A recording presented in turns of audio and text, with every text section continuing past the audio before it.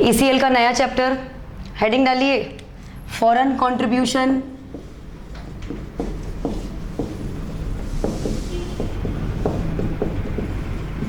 And regulation act 2010। Heading डालिए ECL का नया chapter foreign contribution and regulation act 2010, bracket में लिखिए FCRA, ब्रैकेट में लिखिए FCRA। पहले फॉरेन कंट्रीब्यूशन ये जो चैप्टर था वो 1976 था, जिसको अमेंड करके क्या कर दिया गया है 2010। तो इसकी हिस्ट्री लिखिए। The central government replaced the FCRA 1976 and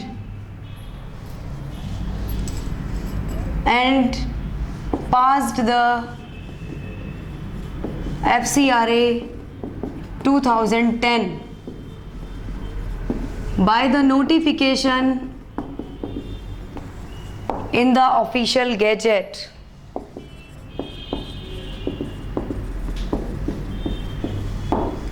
लिखिए सेंट्रल गवर्नमेंट के द्वारा FCRA 1976 को रिप्लेस करके सेंट्रल गवर्नमेंट के द्वारा FCRA 1976 को रिप्लेस करके FCRA 2010 पास किया गया। FCRA 1976 को रिप्लेस करके FCRA 2010 पास किया गया।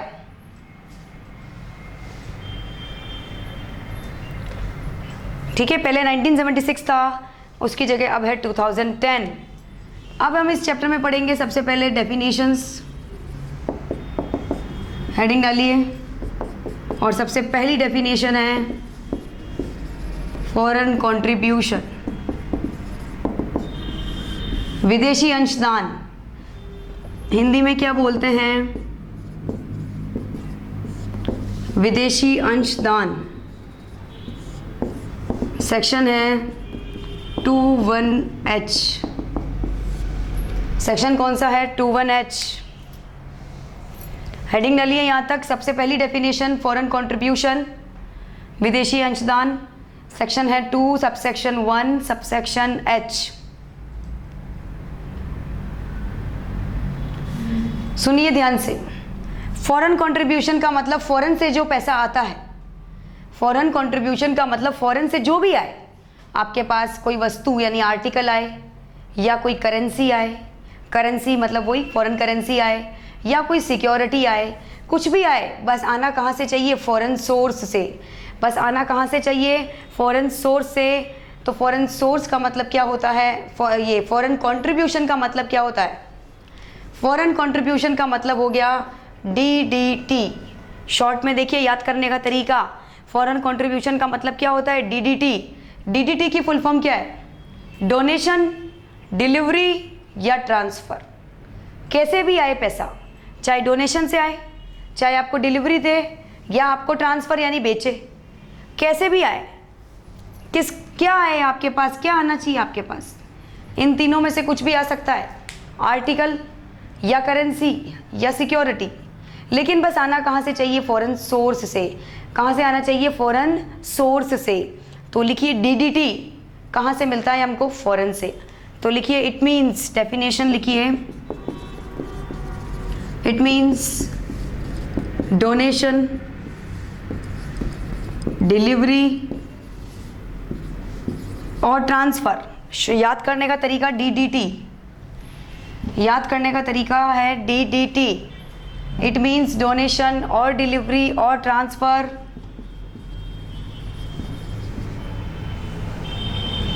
बाय फॉरेन सोर्स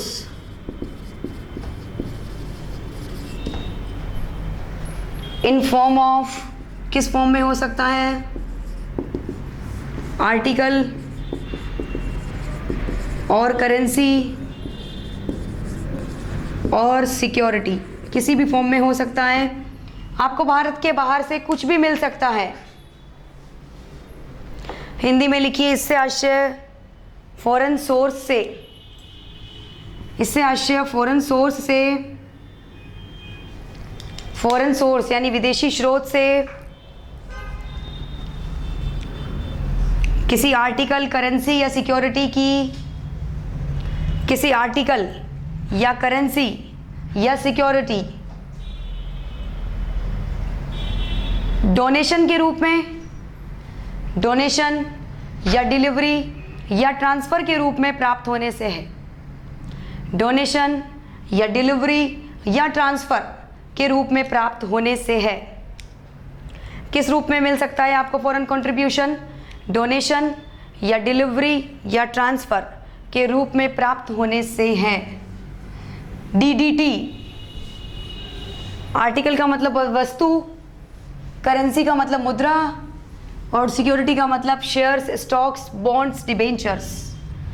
ठीक है, सेक्शन कौन सा है? 21H। नेक्स्ट, फॉरेन हॉस्पिटलिटी क्या होता है? सेकेंड डेफिनेशन लिखिए फॉरेन हॉस्पिटलिटी।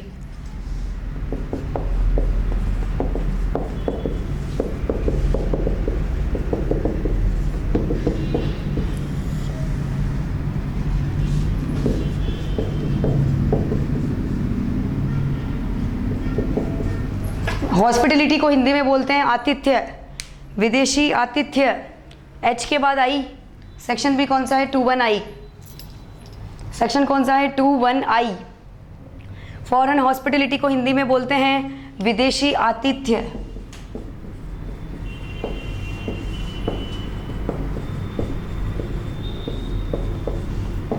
क्या होता है ये फॉरेन हॉस्पिटलिटी? सुनना, आपको कभी कभी कोई सामान खरीद के लाते हो तो उसमें एक कूपन निकलता है, कूपन में आता है फॉरेन टूर फ्री।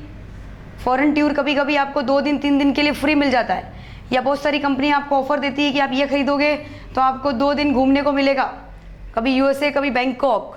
तो विदेश में तो कभी कभी क्या होता है कि फॉरेन हॉस्पिटलिटी में आपको विदेशी कंट्री में खाना पीना, रहना, ठहरना, मेडिकल सब क्या मिलता है? फ्री।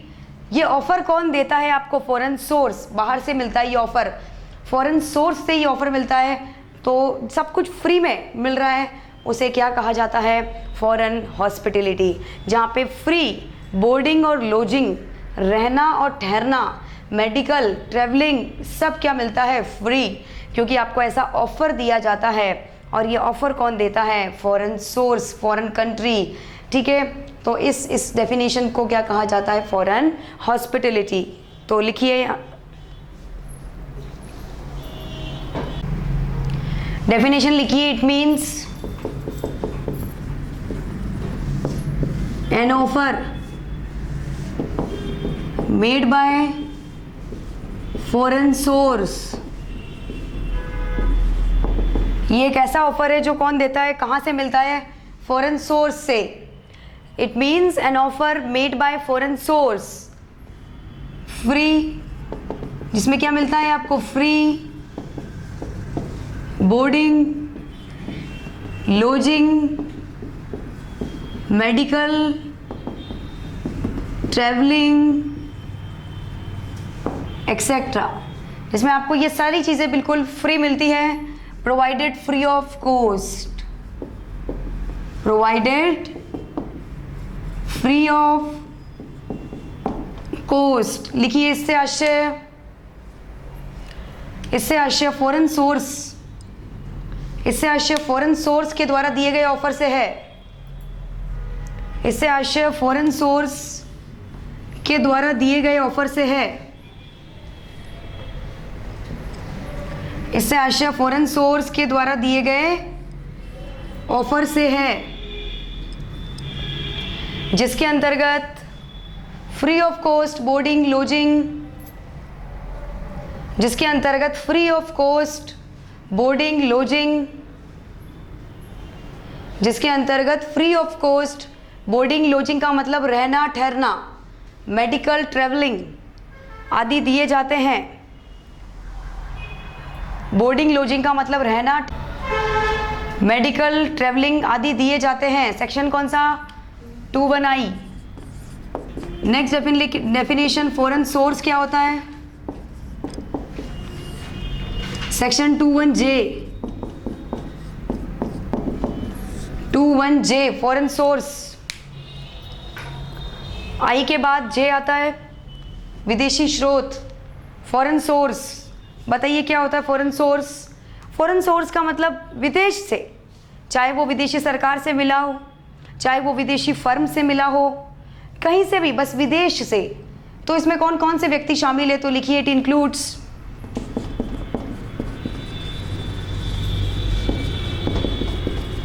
Following persons.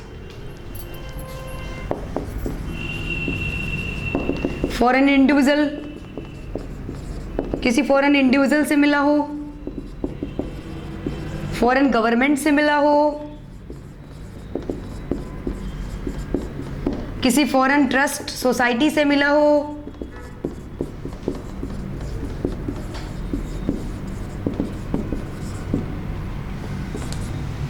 लिखते जाइए। इसके अंतर्गत निम्न व्यक्ति शामिल है, इसके अंतर्गत निम्न व्यक्ति शामिल है: foreign individual, foreign government, foreign club, society.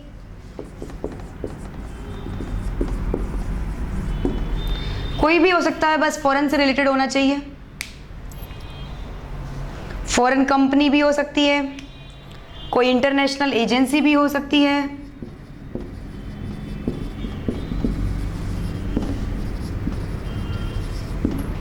Foreign company,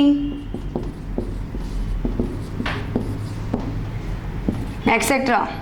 बस रिलेटेड कहाँ से होना चाहिए? फॉरेन कंट्री से। लिखिए foreign individual, foreign government, foreign trust, foreign club, society, कोई भी हो सकता है, क्लब वगैरह।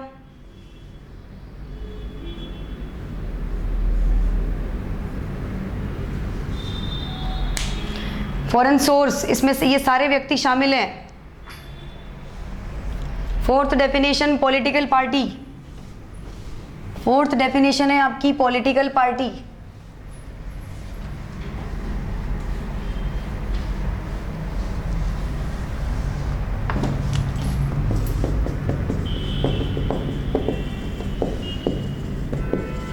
राजनीतिक दल, हिंदी में लिखिए राजनीतिक दल। सेक्शन है 21N। 21N पॉलिटिकल पार्टी क्या होता है? पॉलिटिकल पार्टी मतलब जैसे कांग्रेस, बीजेपी जो भी होती है, इसको इलेक्शन कमीशन ऑफ इंडिया में क्या होना होता है? रजिस्टर्ड। जो भी पॉलिटिकल पार्टियां होती है उनको किस में रजिस्टर्ड होना पड़ता है? इलेक्शन कमीशन ऑफ इंडिया में। और आपको पता है जितनी भी पॉलिटिकल पार्टी होती है उनमें जितने भी लोग होते हैं एसोसिएशन बना लेते हैं, जैसे आम आदमी पार्टी जो भी है, तो ये एसोसिएशन है, पर्सन्स का क्या है? एसोसिएशन है। और आपको पता है इन व्यक्तियों को अपना पूरा मतलब पूरा बैकग्राउंड बताना पड़ता है, पूरा प्रेजेंट बताना पड़ता है कि इनकी एजुकेशन क्या है, इनका मैरिटल स्टेटस क्या है, ये कहाँ पे स्कूलिंग की हुई है, कहाँ कॉलेज किया हुआ है, ये सारी चीज़ें इनको बतानी पड़ती है। तो पॉलिटिकल पार्टी एक तो सबसे पहला किस में रजिस्टर्ड होती है? इलेक्शन कमीशन ऑफ इंडिया में, प्लस सेंट्रल गवर्नमेंट के द्वारा इन्हें क्या किया जाता है? Notify in the official gazette. इनका नाम ऑफिशियल गैजेट में क्या कर दिया जाता है? पब्लिश। तो इंडियन सिटीजन का क्या है? Association of person. तो लिखिए it means the association of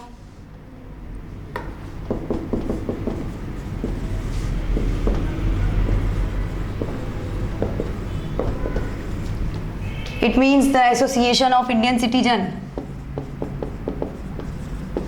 which is registered under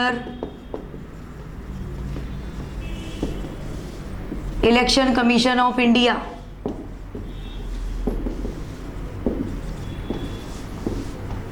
जो किस में रजिस्टर्ड होता है? इलेक्शन कमीशन ऑफ इंडिया में। लिखिए इससे आश्रय व्यक्तियों के समूह से है, इससे आश्रय व्यक्तियों के समूह से है जो इलेक्शन कमीशन ऑफ इंडिया में रजिस्टर्ड होता है, जो इलेक्शन कमीशन ऑफ इंडिया में रजिस्टर्ड होता है।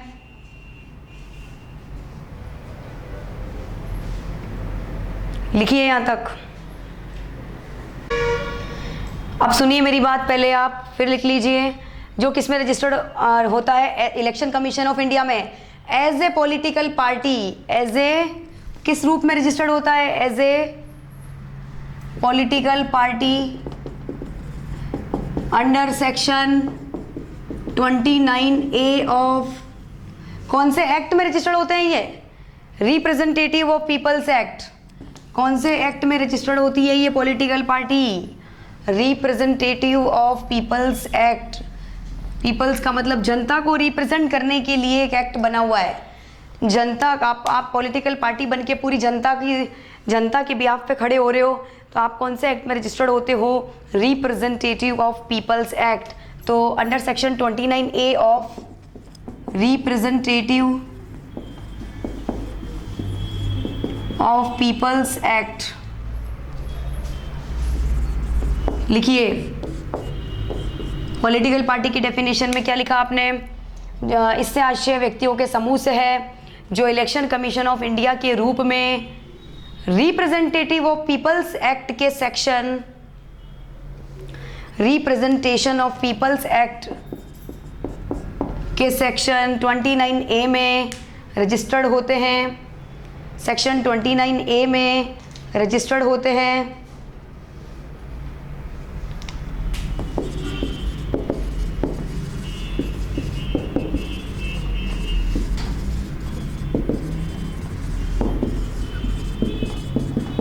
जो चुनाव में खड़े होने के लिए उम्मीदवार होते हैं, कैंडिडेट ऑफ इलेक्शन, जो चुनाव में खड़े होने के उम्मीदवार भी हैं, जो जब चाहे चुनाव में और खड़े हो सकते हैं, जो कैंडिडेट ऑफ इलेक्शन के रूप में खड़े होते हैं,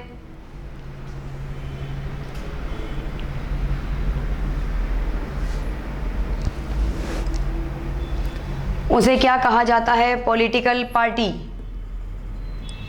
ये दोनों पॉइंट लिखिए। जो कैंडिडेट ऑफ इलेक्शन के रूप में खड़े होते हैं उन्हें क्या कहा जाता है? Political party.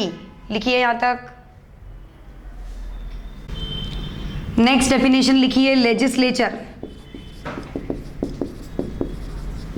सेक्शन है 21K। लेजिस्लेचर का सेक्शन कौन सा है? 21K। लेजिस्लेशन का मतलब होता है विधान, कानून। लेजिस्लेचर का मतलब होता है विधान, या क्या बोल सकते हो आप? कानून। लेजिस्लेचर क्या है? सुनिए, यहाँ पे लेजिस्लेचर का मतलब गवर्नमेंट से है, चाहे वो गवर्नमेंट सीजी की हो या स्टेट की। तो स्टेट गवर्नमेंट और सेंट्रल गवर्नमेंट दोनों की जो पार्लियामेंट है, और पार्लियामेंट में क्या बनते हैं? सारे कानून, सारे लॉ कहाँ पे बनते हैं? पार्लियामेंट में। आपको पता है पार्लियामेंट में 2 सेशन चलते हैं, विधानसभा और इधर राज्यसभा। विधानसभा और राज्यसभा, तो ये जितने भी सेशन चलते हैं, हर सेशन को क्या कहा जाता है? लेजिस्लेचर। क्योंकि वहीं पे तो क्या बनते हैं? सारे लॉ। पार्लियामेंट में तो क्या बनते हैं? सारे लॉ।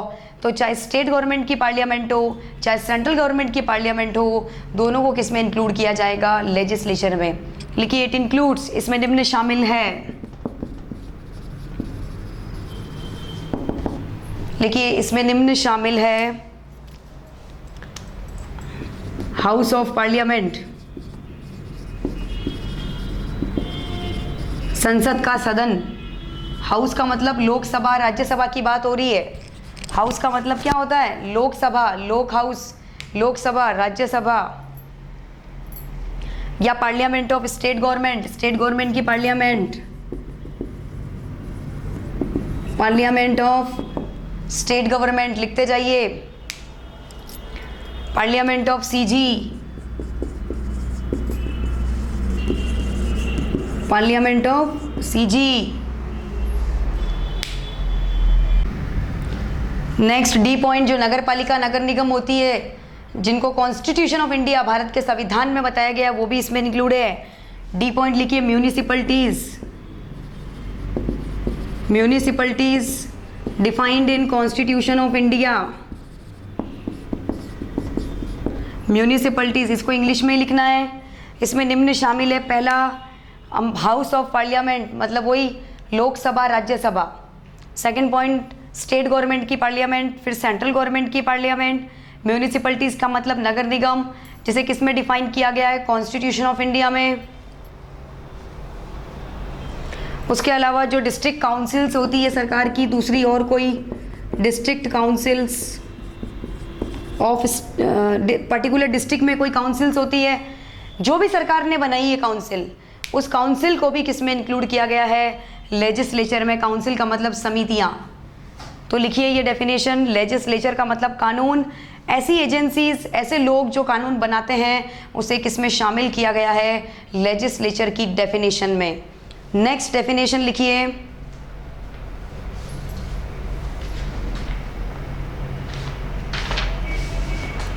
डेफिनेशन आपकी सारी कंप्लीट।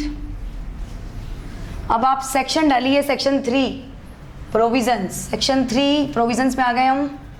सेक्शन 3 क्या है?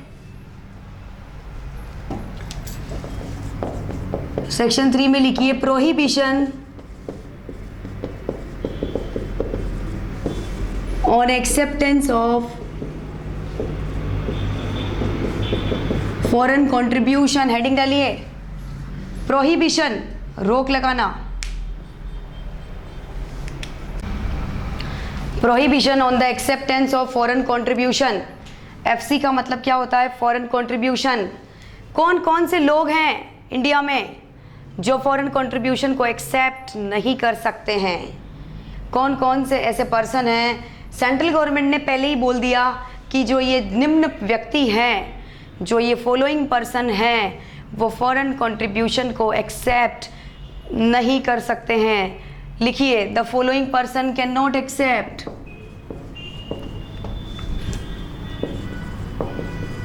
the following person cannot accept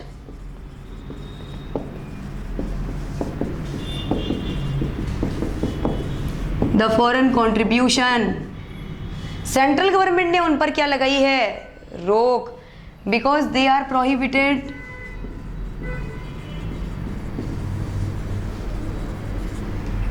prohibited by CG।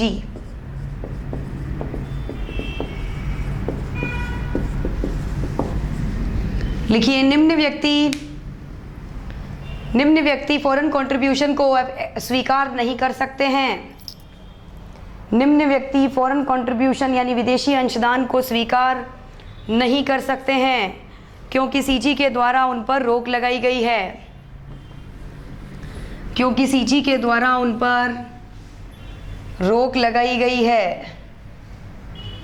क्या लगाई गई है? CG के द्वारा, CG के द्वारा उन पर रोक लगाई गई है। कौन कौन से व्यक्ति?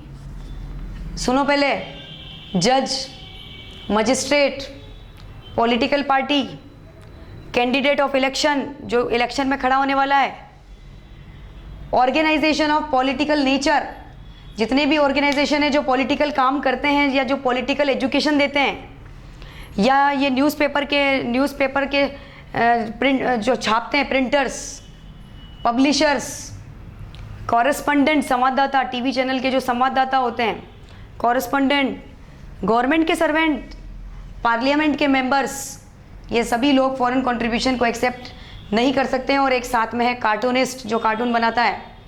ये लोग जो होते हैं बहुत पावरफुल होते हैं, एक्चुअली ये मिसयूज़ कर सकते हैं फॉरेन कंट्रीब्यूशन का। इसीलिए सरकार ने कहा है कि तुम लोग फॉरेन कंट्रीब्यूशन को एक्सेप्ट नहीं करोगे। कौन से सेक्शन में? 3 सबसेक्शन 1। सबसे पहले हम 3 सबसेक्शन 1 पढ़ रहे हैं, ठीक है? तो कौन कौन से लोग? जज, magistrate, government servant,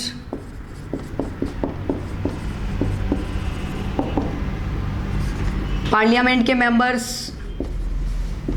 members of parliament, political party, candidate of election,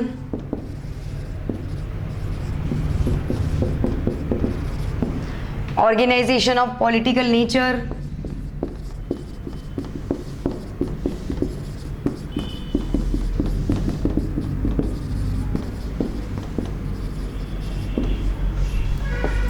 printer और पब्लिशर,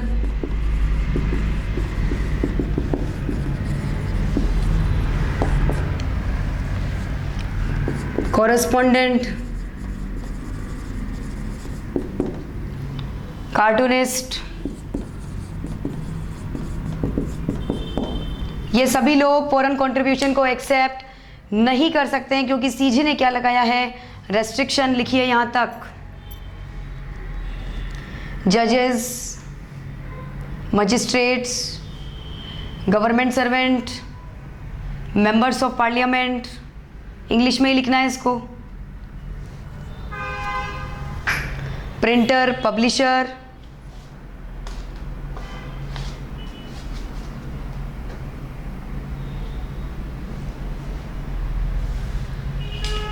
ये आपका सेक्शन 3(1) है।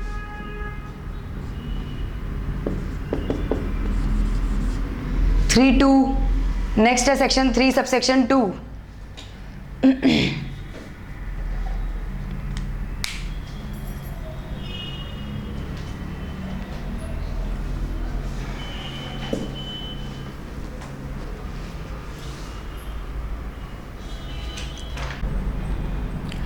सेक्शन 3(1) के बाद है नेक्स्ट हेडिंग डाली है section 3(2), 3 subsection 2।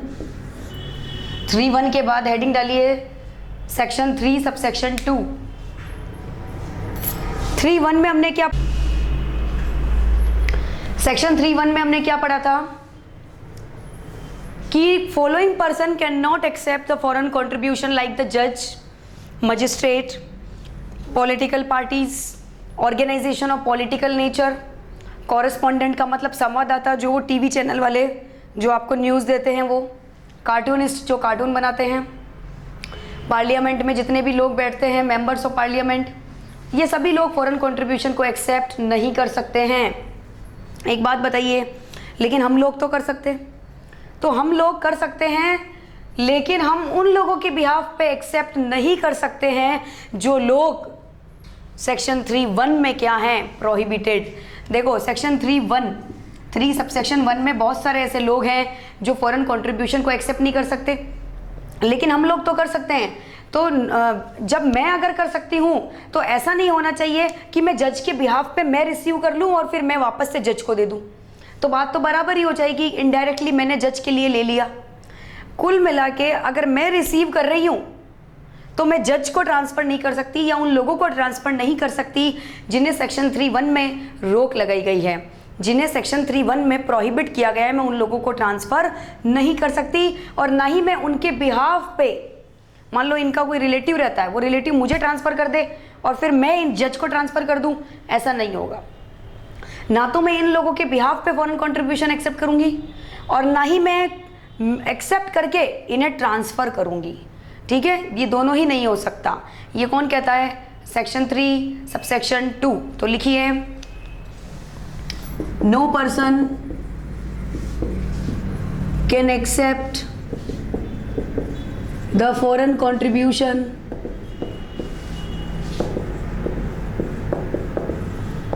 on behalf of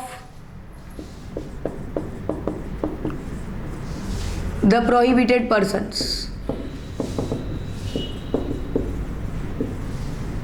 and also cannot transfer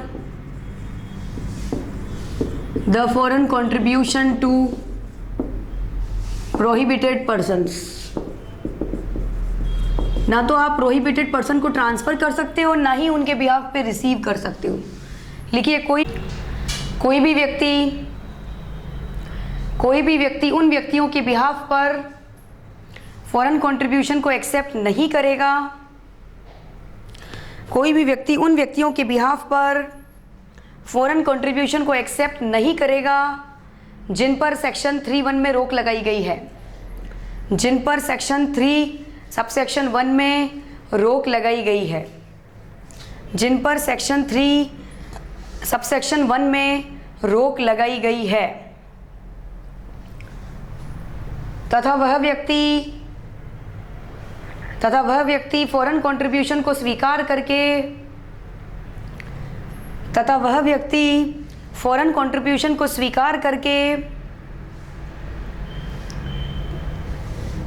prohibited person को ट्रांसफ़र नहीं कर सकता, प्रोहिबिटेड पर्सन्स को ट्रांसफ़र नहीं कर सकता, प्रोहिबिटेड पर्सन्स को ट्रांसफ़र नहीं कर सकता। ठीक है, ना तो रिसीव करेगा उनके लिए, ना उन्हें ट्रांसफ़र करेगा। ठीक है, नेक्स्ट सेक्शन 4 एग्जम्पशंस, एग्जम्पशंस का मतलब होता है छूट।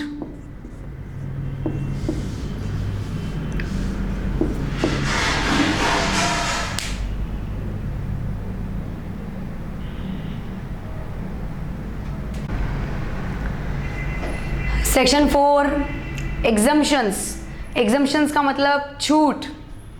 सुनिए ध्यान से, सेक्शन 4 में कुछ ऐसे पर्सन्स हैं, सेक्शन 4 में कुछ ऐसे व्यक्ति हैं, सुनना मेरी बात ध्यान से। मैंने सबसे पहले सेक्शन 3 सब सेक्शन 1 बताया। 3(1) में आप फॉरेन कंट्रीब्यूशन को एक्सेप्ट नहीं कर सकते, लेकिन वही लोग जिन पर 3(1) में रोक लगाई गई है वो गिफ्ट के रूप में तो ले सकते, सैलरी के रूप में तो ले सकते, स्टाइफंड के रूप में ले सकते हैं, स्कॉलरशिप के रूप में भी ले सकते हैं। मान लो बिजनेस कर रहे हैं तो बिजनेस में जो इनकम होती है वो ले सकते हैं। तो कम से कम इतनी तो उन्हें क्या दी गई है, छूट, एग्जम्पशन। तो जिस पर रोक लगाई गई है उन्हें ही तो क्या दी गई है, छूट, एग्जम्पशन। 3(1) में जिन पर्सन्स पर क्या लगाई गई है, प्रोहिबिशन, वो लोग सेक्शन 4 में बताए गए तरीके से फॉरेन कंट्रीब्यूशन को एक्सेप्ट कर सकते हैं।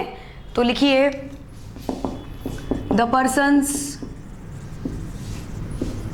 who are prohibited under section 3(1)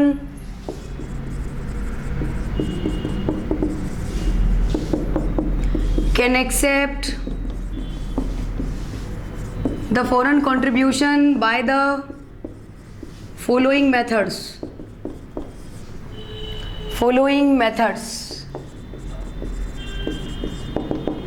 लिखिए, वह व्यक्ति जिन पर सेक्शन 3(1) में रोक लगाई गई है, वह व्यक्ति जिस पर सेक्शन 3 सबसेक्शन 1 में रोक लगाई गई है, वह निम्न अनुसार या वह निम्न तरीके से फॉरेन कंट्रीब्यूशन को स्वीकार कर सकते हैं। वह निम्न तरीके से फॉरेन कंट्रीब्यूशन को स्वीकार कर सकते हैं। लिखिए, bye the way of gift, अगर उन्हें गिफ्ट मिल रहा है तो ले सकते हैं। Foreign contribution receive from relative,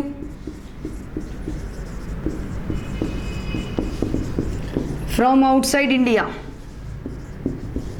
English में लिखिए, गिफ्ट के रूप में मिल रहा है तो ले सकते हैं, रिलेटिव से मिल रहा है तो ले सकते हैं, स्कॉलरशिप के रूप में मिल रहा है, by the way of scholarship तो ले सकते हैं,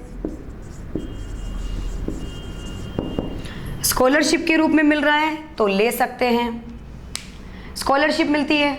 उसके अलावा अगर आप कोई ट्रेनिंग करते हो तो आपको स्टाइफंड मिलता है, पैसा मिलता है। जैसे आप ट्रेनिंग करते हो CA/CS की तो आपको पैसे मिलते हैं हर महीने, उसे बोलते हैं स्टाइफंड।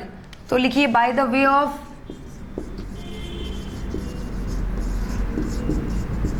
स्टाइफंड। और अगर आप बिजनेस कर रहे हो, फॉरेन ट्रेड, उससे कोई पैसा मिल रहा है तो आप ले सकते हो money received in foreign trade.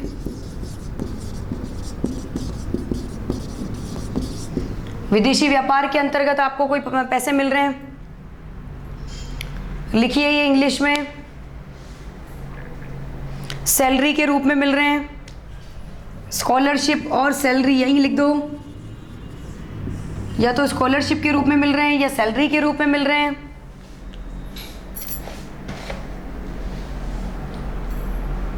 भाई इन तरीकों से तो वो लोग फॉरेन कंट्रीब्यूशन को एक्सेप्ट कर सकते हैं। कौन लोग?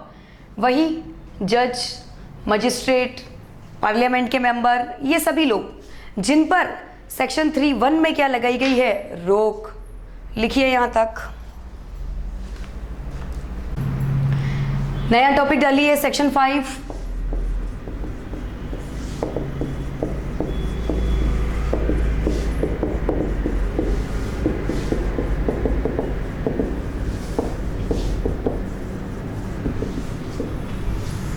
सेक्शन 5 किसका है? Organisation of political nature. Heading डालिए, राजनीतिक दल के संगठन। राजनीतिक दल के संगठन। ऑर्गेनाइजेशन ऑफ पॉलिटिकल नेचर, राजनीतिक दल के संगठन। देखो जो किस तरह का काम करते हैं, जैसे पॉलिटिकल एजुकेशन देने का, भाई पॉलिटिकल वाला काम करते हैं, ऐसे ऑर्गेनाइजेशंस को क्या कहा जाता है? Organisation of political nature. मान लो वो ट्रेनिंग देने का काम करते हैं, या पॉलिटिकल एजुकेशन देने का काम करते हैं, या प्रमोशन करने का काम करते हैं, जिसे सेंट्रल गवर्नमेंट ने by the notification in the official gazette publish कर दिया हो, उन ऑर्गेनाइजेशन को क्या कहा जाता है? राजनीतिक दल के संगठन। लेकिन इसे कौन नोटिफाई करेगा? सीजी। कैसे? By the notification in the official gazette. तो ऐसे ऑर्गेनाइजेशन जो पॉलिटिकल नेचर का, राजनीतिक प्रकृति का काम करते हैं, उन्हें क्या कहा जाता है? Organisation of political nature. लेकिन इन्हें कौन नोटिफाई करेगा? सीजी। लिखिए, इससे आशय ऐसे संगठन से है। It means the organisation which is notified by CG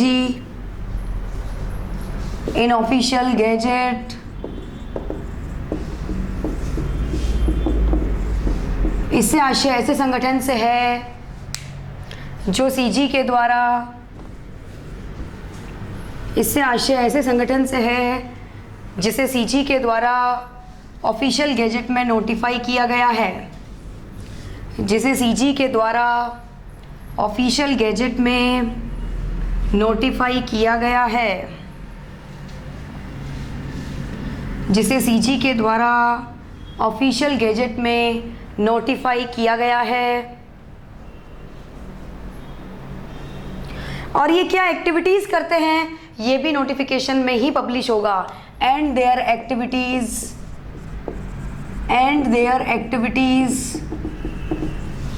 is also published in official gazette। ये क्या एक्टिविटी करते हैं, ये भी सरकार इसमें ऑफिशियल गैजेट में पब्लिश कर देती है। लिखिए, तथा जिनके कार्य, जिनकी एक्टिविटीज़ को ऑफिशियल गैजेट में प्रकाशित किया गया है, जिनकी एक्टिविटीज़ को ऑफिशियल गैजेट में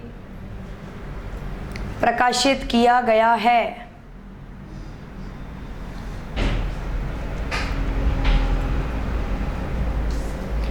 but which is not a political party।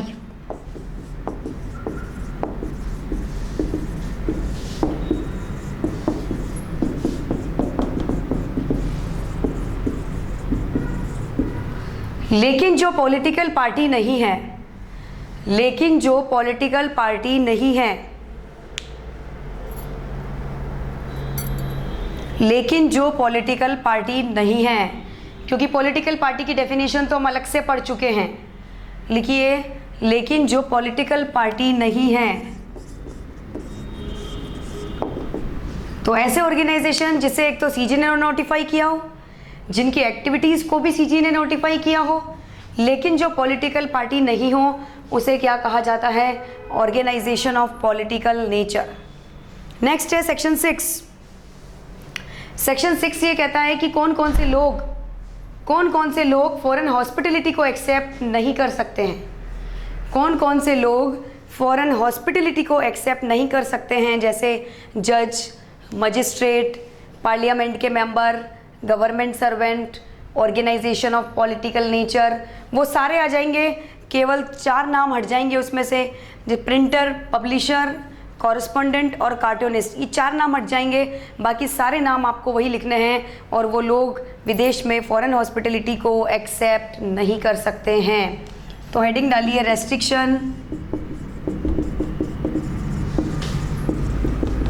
On acceptance of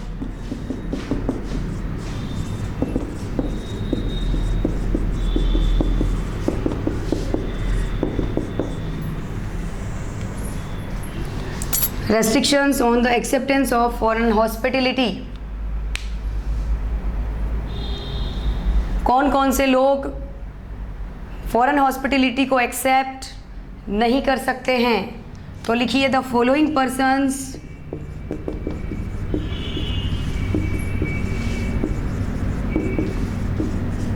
can not accept the foreign hospitality. निम्न व्यक्ति फॉरेन हॉस्पिटलिटी को स्वीकार नहीं कर सकते हैं। Without the prior permission of CG, without the prior permission of CG तो नहीं कर, मतलब प्रायर परमिशन लेनी पड़ेगी किसकी? सीजी की। लिखिए निम्न व्यक्ति सीजी की अनुमति के बिना, निम्न व्यक्ति सीजी की अनुमति के बिना फॉरेन कंट्रीब्यूशन, फॉरेन हॉस्पिटलिटी को एक्सेप्ट, फॉरेन हॉस्पिटलिटी को एक्सेप्ट नहीं कर सकते हैं। सीजी की अनुमति के बिना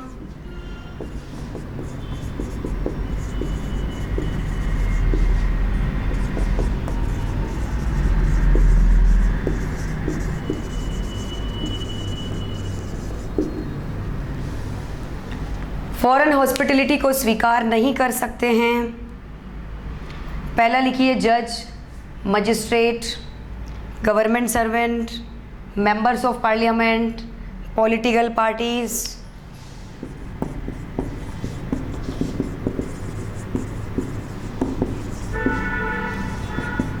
organisation of political nature, candidate of election, चुनाव में उम्मीदवार। लिखिए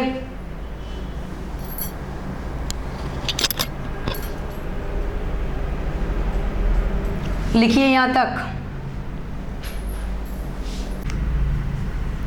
सबसे पहला है जज, magistrate, government servant, members of parliament, political party, organisation of political nature, candidate of election, या ऐसी कोई कंपनी या बॉडी जिसे कौन कंट्रोल करता हो? सीजी।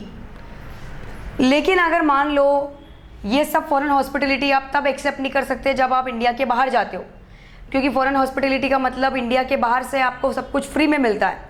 इंडिया के बाहर आपको फ्री में मिलता है रहना ठहरना, उसे ही तो क्या कहा जाता है? Foreign hospitality. लेकिन मान लो आप इंडिया के बाहर गए, इनमें से कोई, मान लो ये गवर्नमेंट सर्वेंट इंडिया के बाहर गया, अचानक बीमार पड़ गया, तो अचानक इसको मेडिकल ट्रीटमेंट लेना पड़ा, तो अच्छा इमरजेंसी सिचुएशन में भी क्या फॉरेन हॉस्पिटलिटी को स्वीकार नहीं कर सकते? कर सकते हैं। तो ये लोग इमरजेंसी सिचुएशन में तो फॉरेन हॉस्पिटलिटी को तो एक्सेप्ट कर सकते हैं, लेकिन 30 दिन के अंदर सीजी को इन्फॉर्म करना होगा। तो ये लोग इमरजेंसी सिचुएशन में तो फॉरेन हॉस्पिटलिटी को एक्सेप्ट कर सकते हैं, लेकिन 30 दिन के अंदर सीजी को क्या करना होगा? इन्फॉर्म। और सीजी को बहुत सारी डिटेल देनी पड़ेगी कि आपने कौन सी कंट्री से ली, कितने रुपए की ली, कौन से बैंक, कौन सा कितना रुपए का पैसा लिया, कितने की फैसिलिटी ली, जो भी आपने मतलब फॉरेन हॉस्पिटलिटी ली है, तो वो इमरजेंसी सिचुएशन में आप ले सकते हो।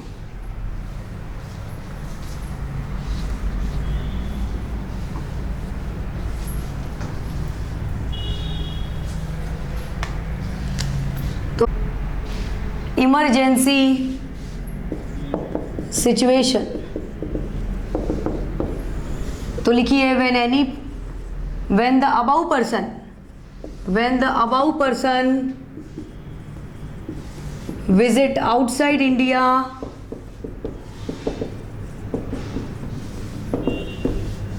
then and any emergency is arised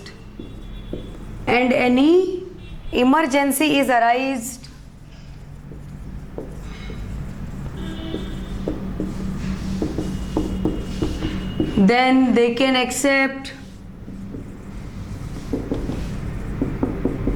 the foreign hospitality। लिखिए यदि उपरोक्त व्यक्तियों को भारत के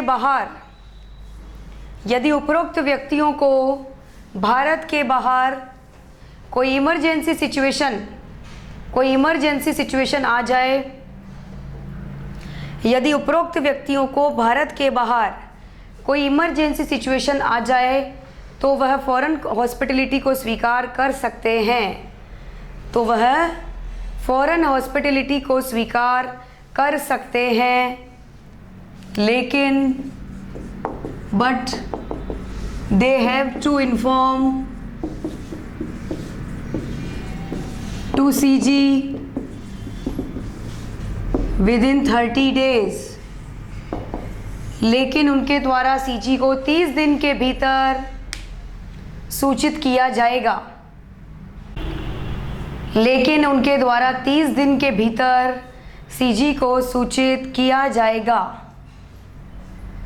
लेकिन उनके द्वारा 30 दिन के भीतर सीजी को सूचित किया जाएगा।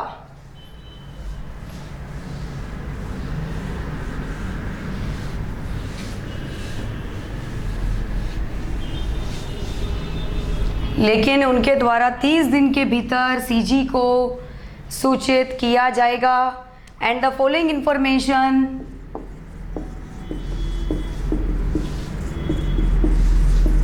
Will be given to CG, तथा निम्न सूचनाएं सीजी को दी जाएगी। Name of country, amount of foreign hospitality,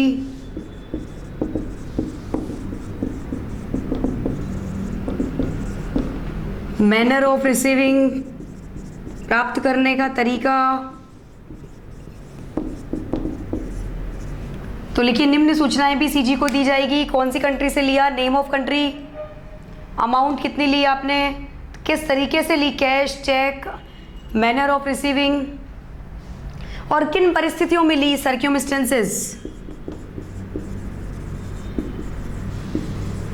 किन परिस्थितियों में ली, आपको क्या हो गया था, क्या आप बीमार हो गए थे या क्या आपको अर्जेंसी, क्या अर्जेंसी आ गई थी। सर्क्यूमस्टेंसेस का मतलब किन परिस्थितियों में आपने फॉरेन हॉस्पिटलिटी को स्वीकार किया।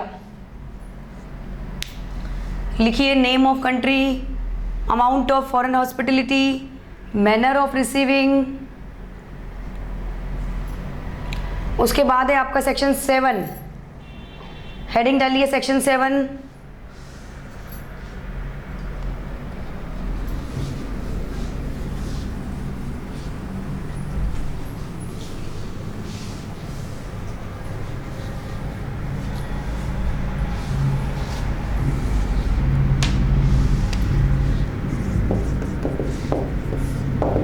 सेक्शन 7 में क्या है, restriction on the transfer of foreign contribution.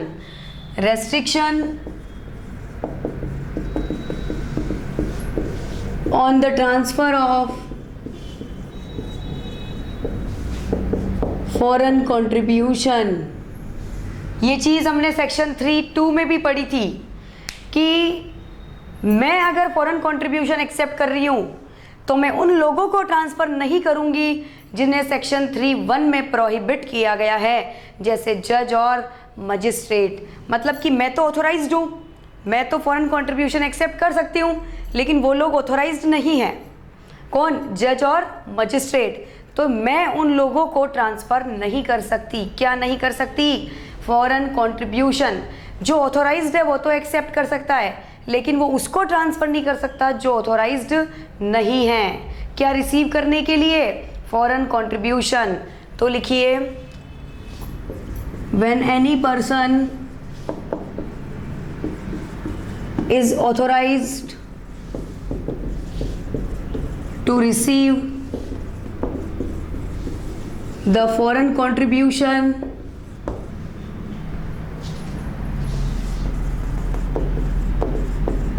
under this act,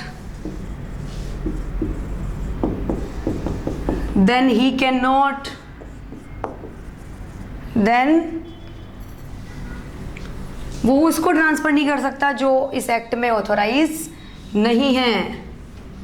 लिखिए then he cannot transfer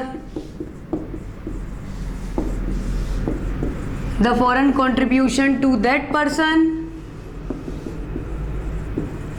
who is not authorized, who is not authorized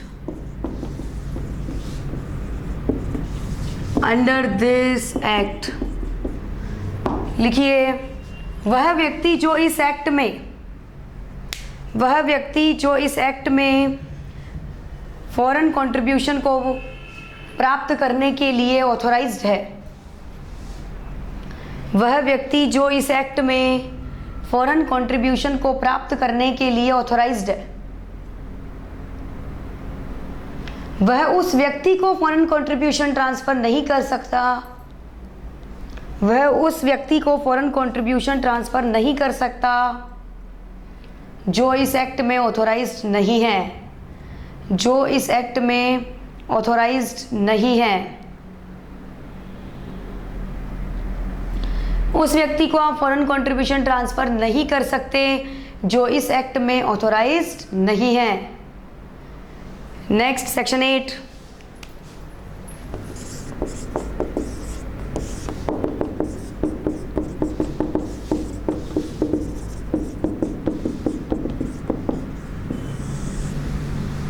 section 8 utilisation of foreign contribution. लिख लिया आपने, उस व्यक्ति को ट्रांसफर नहीं करोगे आप फॉरेन कंट्रीब्यूशन जो इस एक्ट में ऑथोराइज नहीं है। कौन ऑथोराइज नहीं है? जज, मजिस्ट्रेट एक्सेट्रा। उसके बाद यूटिलाइजेशन ऑफ फॉरेन कंट्रीब्यूशन, सुनिए ध्यान से, जो पैसा आपको मिल रहा है फॉरेन कंट्रीब्यूशन से, उस पैसे को आप कहाँ यूटिलाइज कर सकते हो बताइए। जो पैसा आपको फॉरेन कंट्रीब्यूशन में रिसीव हो रहा है उसको उसी पर्पज़ के लिए यूटिलाइज करो जिस पर्पज़ के लिए आपने उसे रिसीव किया है। मान लो आपने है ना बिजनेस करने की, आपने पैसा बिजनेस के अंतर्गत प्राप्त किया तो उसे वापस बिजनेस में ही लगाओ, तो उसी पर्पज़ के लिए वापस से इन्वेस्ट कर दो जिस पर्पज़ के लिए आपने वहाँ से यहाँ पैसा क्या किया है, रिसीव। या फिर सीजी की गाइडलाइंस के अकॉर्डिंग लगाओ, लेकिन सट्टे में मत लगाओ। स्पेकुलेटिव बिजनेस में आप पैसा यूज़ मत करो और कर भी नहीं सकते क्योंकि सीजी के द्वारा क्या लगाई गई है, रोक। तो सेक्शन 8 है यूटिलाइजेशन ऑफ फॉरेन कंट्रीब्यूशन। लिखिए the foreign contribution should be utilised for the purpose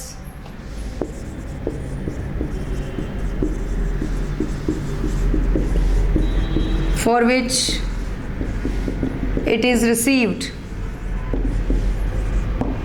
or it should be utilized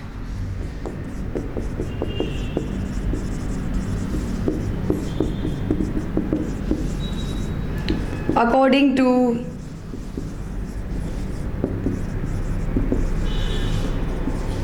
guidelines of CG, but it should not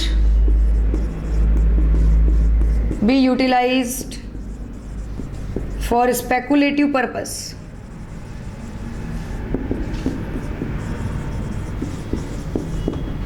Hindi में लिखिए फॉरेन कंट्रीब्यूशन को उसी उद्देश्य के लिए यूज़ किया जाना चाहिए, फॉरेन कंट्रीब्यूशन को उसी उद्देश्य के लिए यूज़ किया जाना चाहिए जिस उद्देश्य के लिए इसे प्राप्त किया गया है, जिस उद्देश्य के लिए इसे प्राप्त किया गया है,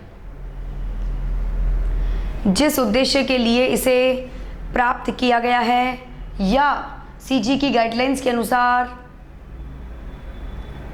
या सीजी की गाइडलाइंस के अनुसार फॉरेन कंट्रीब्यूशन को यूज़ किया जाना चाहिए, या सीजी की गाइडलाइंस के अनुसार ही इसे यूज़ किया जाना चाहिए।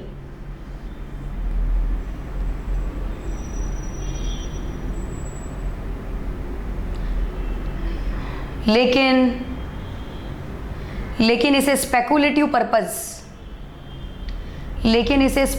पर्पस के लिए, लेकिन इसे सट्टे के पर्पस के लिए, सट्टे के उद्देश्य के लिए यूज़ नहीं करना चाहिए। लेकिन इसे सट्टे के लिए यूज़ नहीं करना चाहिए। नेक्स्ट सेक्शन डालिए 11,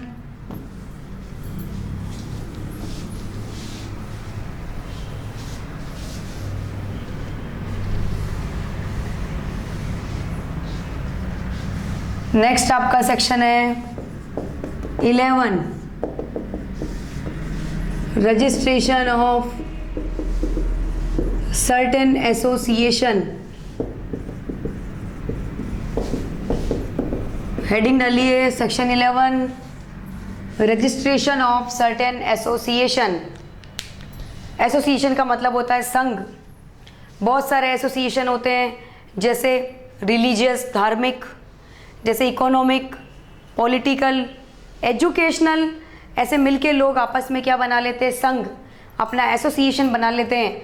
जैसे एजुकेशनल, पढ़ाई करवाने के लिए गरीबों को, या सोशल वेलफेयर वाले गरीबों की सेवा करने के लिए, या पॉलिटिकल एसोसिएशन जो पॉलिटिकल एजुकेशन देने के लिए। अलग अलग उद्देश्य के लिए अलग अलग एसोसिएशन बनाए जाते हैं। अगर वो लोग फॉरेन कंट्रीब्यूशन को एक्सेप्ट करना चाहते हैं तो उन्हें सीजी से क्या लेना पड़ेगा, COR। सीजी से क्या लेना पड़ेगा उन्हें, सर्टिफिकेट ऑफ रजिस्ट्रेशन। बिना सर्टिफिकेट लिए वो फॉरेन कंट्रीब्यूशन को एक्सेप्ट नहीं कर सकते हैं। और अगर सर्टिफिकेट लेना है तो सीजी को एप्लीकेशन और फीस जमा करानी होगी। तो लिखिए कौन से एसोसिएशन, जो अलग अलग बिजनेस में नहीं, वो NPO है, ये सारे नॉन प्रॉफिट हैं जो गरीबों की सेवा के लिए लगे हुए हैं। तो लिखिए the association of persons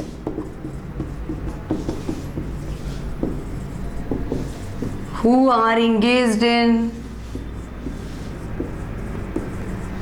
educational, religious,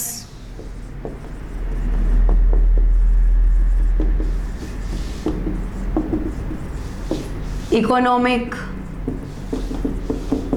political, social welfare, etc. cannot accept the foreign contribution without the registration from CG, without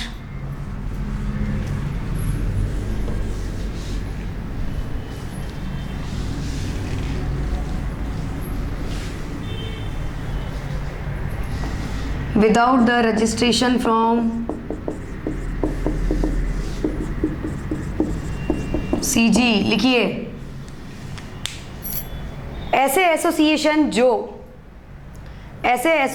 जो कि कल्चरल, एजुकेशनल,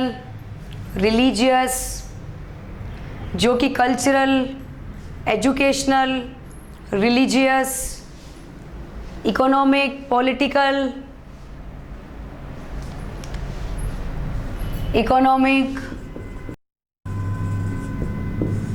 पॉलिटिकल या समाज कल्याण में लगे हुए हैं, या समाज कल्याण के उद्देश्य में लगे हुए हैं।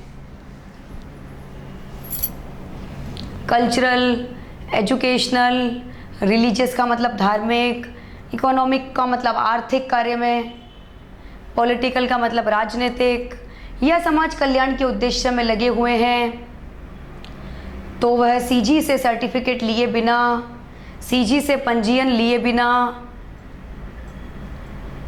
सीजी से पंजीयन प्राप्त किए बिना फॉरेन कंट्रीब्यूशन को स्वीकार नहीं कर सकते हैं।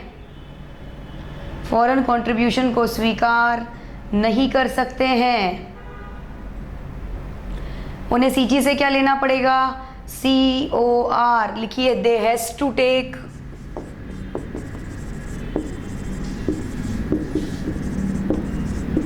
COR from CG। उन्हें CG से COR प्राप्त करना होगा। उन्हें CG से COR प्राप्त करना होगा।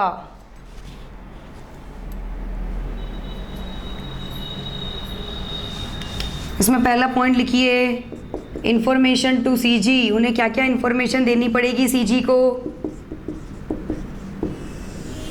पहला पॉइंट लिखिए information to CG।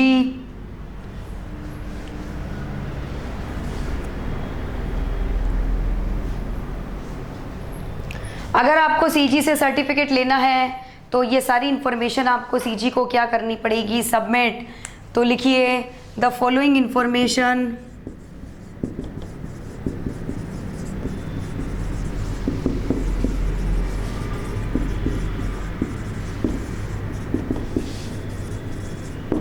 Should be submitted to CG. CG को निम्न सूचनाएं सबमिट की जाएगी। सीजी को निम्न सूचनाएं सबमिट की जाएगी। क्या क्या सूचनाएं? कितने अमाउंट का स्वीकार करोगे, सोर्स कहाँ से स्वीकार करोगे, किस पर्पस के लिए स्वीकार करोगे। तो लिखिए अमाउंट ऑफ फॉरेन कंट्रीब्यूशन, कौन सी बैंक ब्रांच से लोगे, पर्पस क्या है, लिखते जाइए। ये सारी इंफॉर्मेशन आपको किसको देनी पड़ेगी? सीजी को। और यूटिलाइजेशन कहाँ करोगे?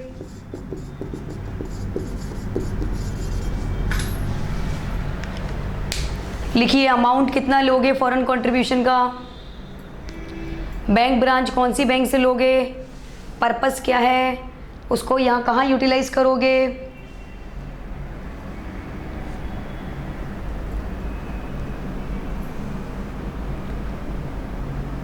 बैंक ब्रांच सीजी डिसाइड करेगा।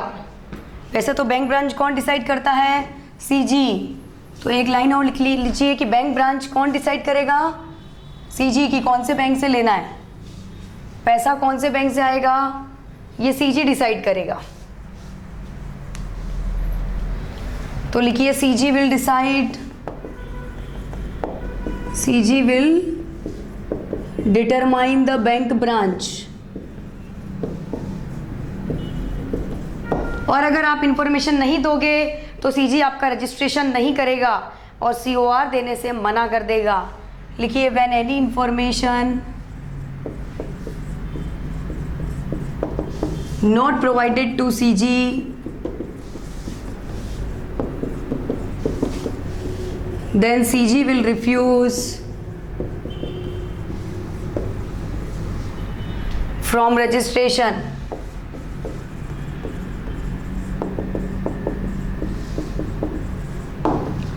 सीजी के द्वारा बैंक ब्रांच निर्धारित की जाएगी। सीजी के द्वारा बैंक ब्रांच निर्धारित की जाएगी। सीजी के द्वारा बैंक ब्रांच निर्धारित की जाएगी। यदि कोई भी सूचना सीजी को नहीं दी गई, यदि कोई भी सूचना सीजी को नहीं दी जाती है तो सीजी के द्वारा पंजीयन करने से मना कर दिया जाएगा। यदि कोई भी सूचना सीजी को नहीं दी जाती है तो सीजी के द्वारा पंजीयन करने से मना कर दिया जाएगा।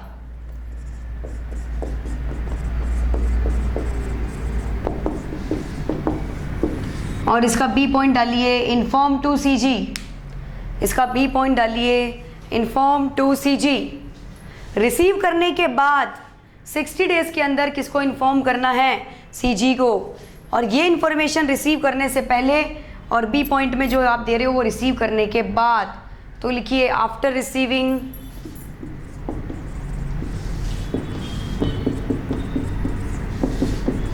Foreign contribution the association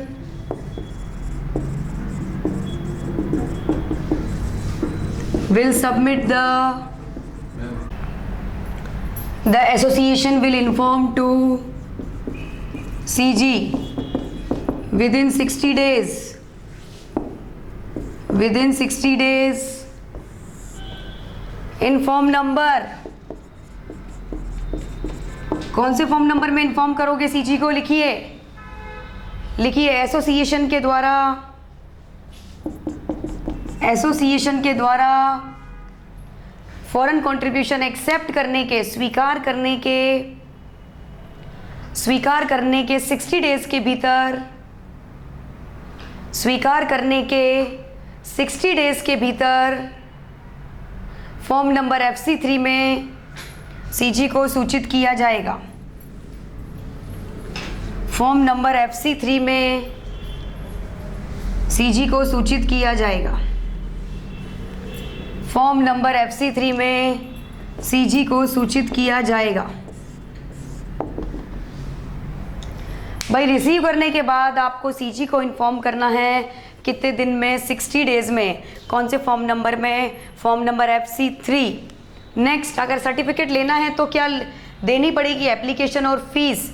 heading डालिए section 12 grant of certificate.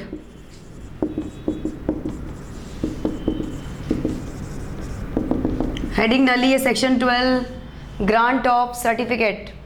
Certificate लेने के लिए क्या करना होगा, प्रोसीजर, ब्रैकेट में लिखिए प्रोसीजर।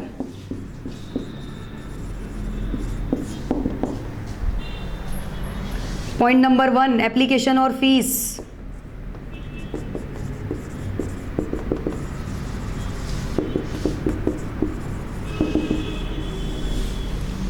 लिखिए सबसे पहले सीजी को क्या जमा कराई जाएगी, एप्लीकेशन और फीस। लिखिए the applicant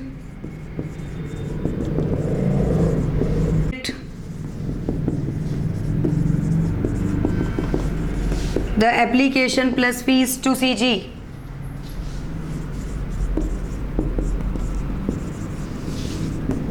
with the prescribed particulars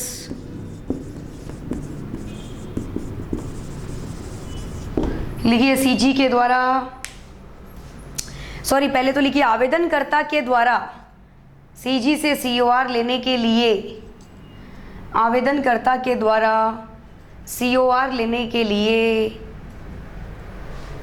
COR लेने के लिए सीजी को आवेदन तथा फीस जमा कराई जाएगी।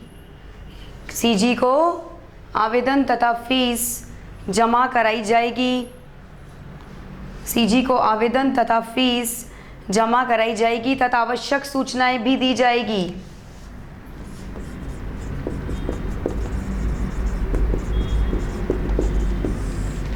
तथा आवश्यक सूचनाएं भी दी जाएगी।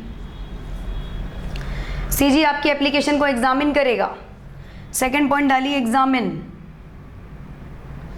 सेकंड पॉइंट डालिए examine. CG will examine the application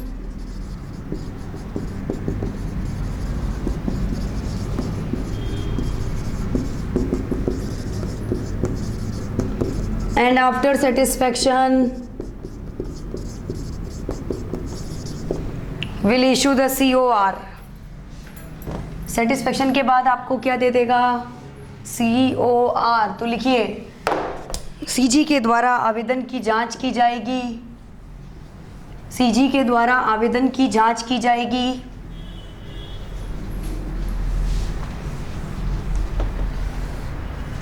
after satisfaction CG will issue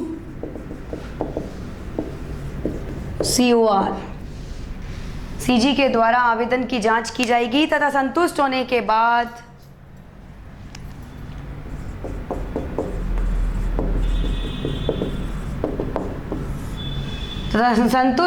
बाद COR जारी कर दिया जाएगा। संतुष्ट होने के बाद COR जारी कर दिया जाएगा।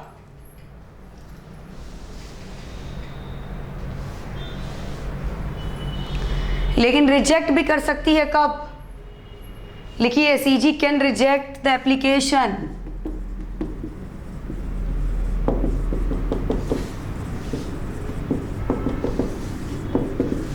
on the following grounds। on the following ground। CG के द्वारा निम्न आधारों पर, सीजी के द्वारा निम्न आधारों पर आवेदन को रिजेक्ट भी किया जा सकता है। सीजी के द्वारा निम्न आधारों पर आवेदन को रिजेक्ट भी किया जा सकता है। When applicant given the false information, यदि आवेदनकर्ता के द्वारा कोई गलत सूचना दी गई हो। लिखिए यदि आवेदनकर्ता के द्वारा कोई गलत सूचना दी गई हो या एप्लीकेंट ने कभी फंड्स का मिसयूज किया हो। Applicant when applicant misused the funds, यदि एप्लीकेंट्स के द्वारा फंड्स का मिसयूज किया गया हो। यदि एप्लीकेंट के द्वारा फंड्स का मिसयूज किया गया हो, when applicant convicted for offence, या उन्हें किसी अपराध के लिए दोषी ठहराया गया हो, या आवेदनकर्ता को किसी अपराध के लिए दोषी ठहराया गया हो,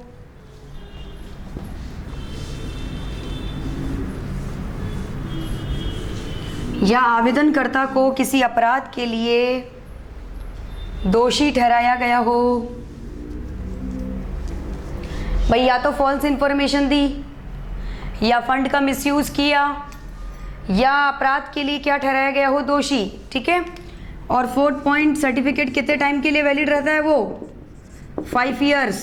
तो वैलिडिटी, 4th पॉइंट हेडिंग डालिए वैलिडिटी। सीजी जो आपको COR देगा वो कितने साल के लिए वैलिड रहेगा? 5 साल। तो लिखिए COR is valid for the 5 years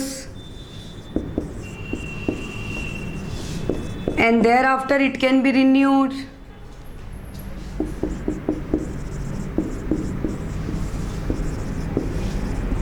by renewal fees। बाद में उसको रिन्यू करा लेना रिन्यूअल फीस के साथ। लिखिए यह सर्टिफिकेट 5 वर्षों के लिए वैलिड रहता है। यह सर्टिफिकेट 5 वर्षों के लिए वैलिड रहता है तथा 5 वर्ष बाद रिन्यूअल फीस का भुगतान करके 5 वर्ष बाद रिन्यूअल फीस का भुगतान करके इसे रिन्यू करवाया जा सकता है। रिन्यूअल फीस का भुगतान करके इसे रिन्यू करवाया जा सकता है। ये कौन सा सेक्शन था? 12 में आपको क्या मिल गया? COR। सेक्शन है 13, हेडिंग डालिए section 13, suspension of certificate.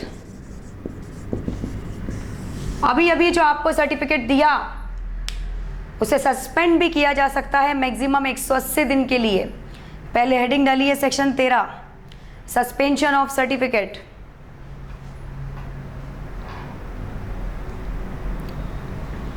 Section 13 suspension, लिखिए यहां तक। अगर जनता के हित में हो, सस्पेंड कब किया जाता है? When it is necessary in public interest.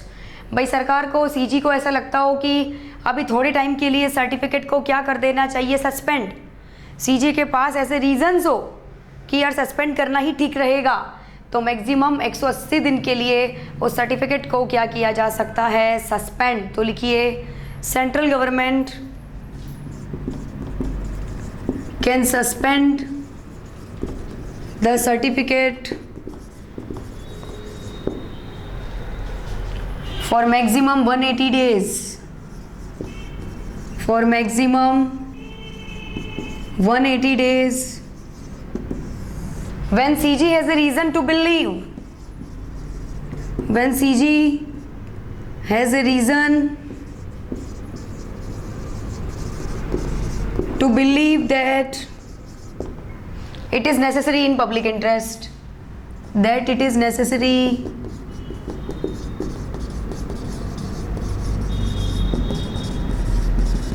In public interest.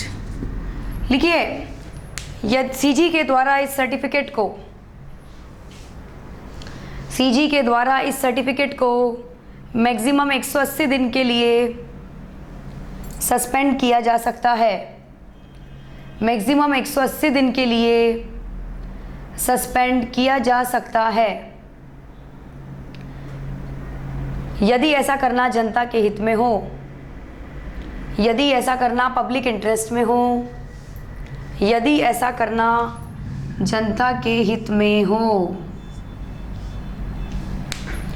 When it is necessary in public interest, यदि ऐसा करना जनता के हित में हो। सेक्शन कौन सा है ये? 13, suspension of certificate. Suspension of certificate. Next section है 14, कैंसिलेशन ऑफ सर्टिफिकेट। सर्टिफिकेट को परमानेंटली कैंसिल भी कर सकते हैं क्या? यस, तो हेडिंग डालिए section 14, cancellation of certificate.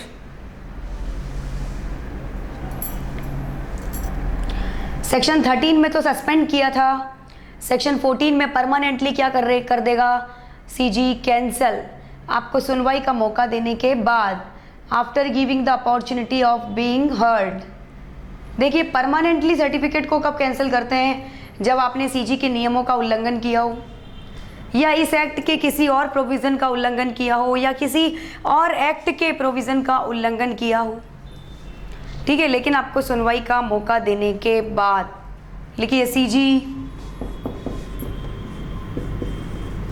Can cancel the COR on the following grounds: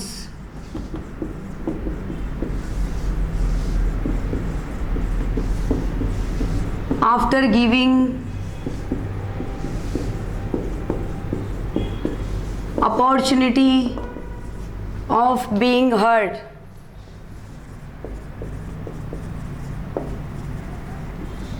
CG के द्वारा निम्न आधारों पर, सीजी के द्वारा निम्न आधारों पर सर्टिफिकेट को कैंसिल भी किया जा सकता है।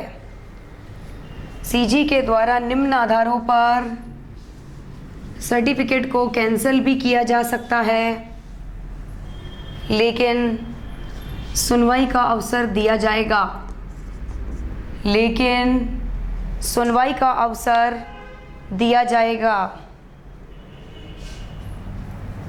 कब होगा कैंसिल? जब आपने COR लेते वक्त कोई झूठी सूचना दी थी और अब सीजी को पता चली कि वो इन्फॉर्मेशन तो फॉल्स थी, तो जैसे सीजी को पता चलेगी तो सीजी आपके सर्टिफिकेट को क्या कर देगी? Cancel.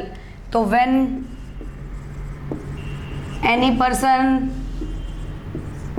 Given the false information to CG, false information to CG, यदि किसी व्यक्ति के द्वारा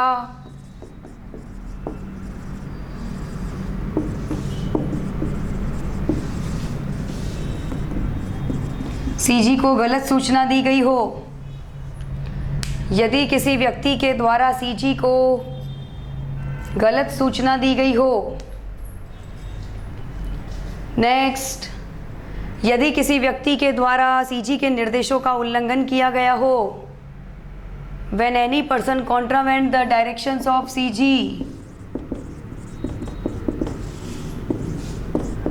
यदि किसी व्यक्ति के द्वारा सीजी के निर्देशों का उल्लंघन किया गया हो, यदि किसी व्यक्ति के द्वारा सीजी के निर्देशों का उल्लंघन किया गया हो,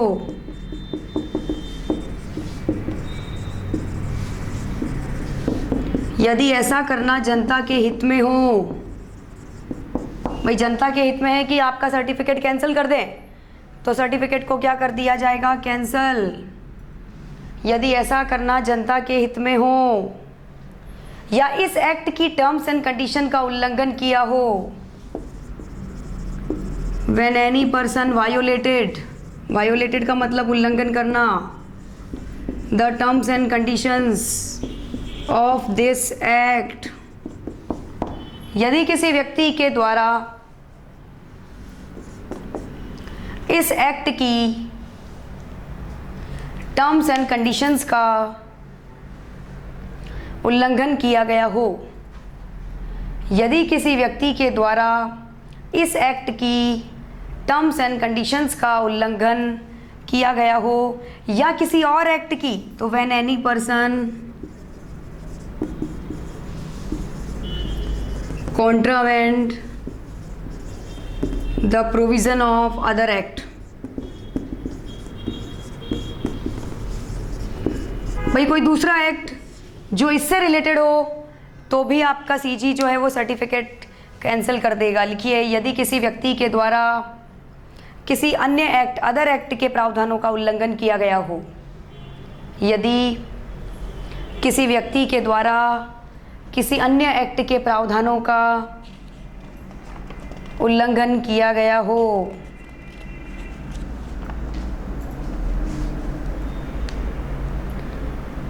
तो अगर सीजी ने आपके सर्टिफिकेट को कैंसिल कर दिया तो 3 साल तक आप क्या करोगे, COR नहीं ले पाओगे।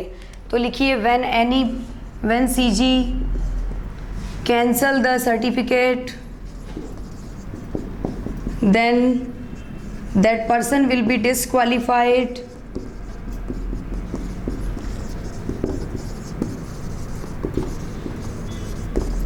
to receive the COR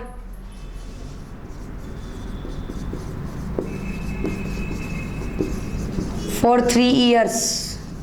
3 साल तक फिर COR नहीं मिलेगा, एक बार कैंसिल हो गया तो लिखिए लास्ट लाइन, यदि CG के द्वारा सर्टिफिकेट को कैंसिल कर दिया जाता है,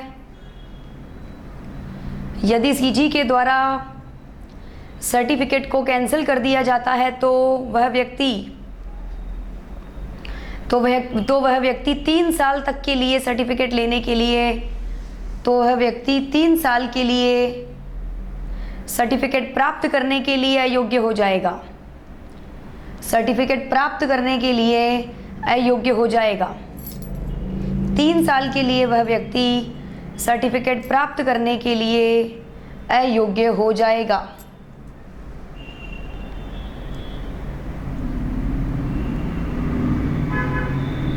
सर्टिफिकेट प्राप्त करने के लिए अयोग्य हो जाएगा। ये आपका सेक्शन 14 कंप्लीट, उतारिए ये, लिखिए यहाँ तक। नेक्स्ट टॉपिक हमारा सेक्शन 13 और 14 के बाद सेक्शन 16, हेडिंग डालिए सेक्शन 16, रिन्यूअल ऑफ सर्टिफिकेट। जो सेंट्रल गवर्नमेंट सर्टिफिकेट देती है वो कितने टाइम के लिए वैलिड रहता है, 5 साल। 5 साल के बाद उसे आप चाहो तो क्या करा सकते हो, रिन्यू, लेकिन एक्सपायर होने के 6 महीने पहले आपको क्या करवाना पड़ेगा, उसे रिन्यू। क्या बोल रही हूँ मैं कि जो आपका जो सर्टिफिकेट है आप उसे रिन्यू करा सकते हो, लेकिन एक्सपायर होने के 6 महीने पहले आपको क्या कराना पड़ेगा, रिन्यू। तो लिखिए द सर्टिफिकेट ग्रांटेड, लिखिए the certificate granted by CG या certificate granted under section 12 can be renewed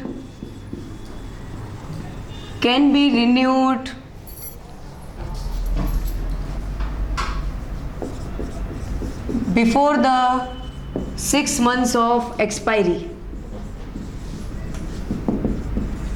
लिखिए सेक्शन 12 में दिए गए सर्टिफिकेट को, सेक्शन 12 में दिए गए सर्टिफिकेट को एक्सपायर होने के 6 महीने पहले, एक्सपायर होने के 6 महीने पहले रिन्यू करवाया जा सकता है, रिन्यू करवाया जा सकता है।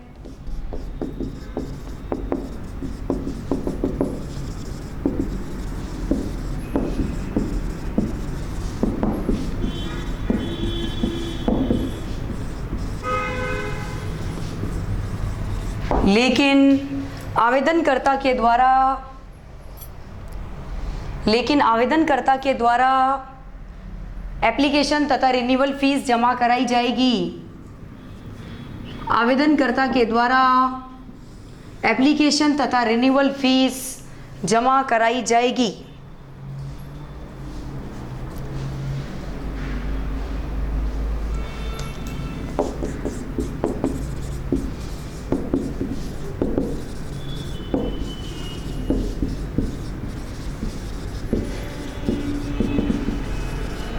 और रिन्यू कितने दिन में हो जाएगा, विद इन 90 डेज। लिखिए तथा सर्टिफिकेट को 90 दिनों के भीतर, तथा सर्टिफिकेट को 90 दिनों के भीतर renew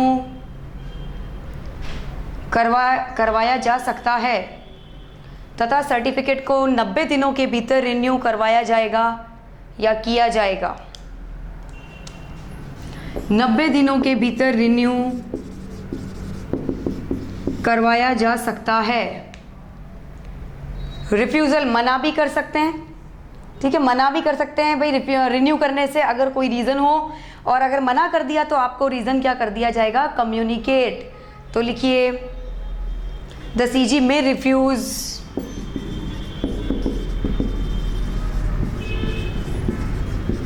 to renew the certificate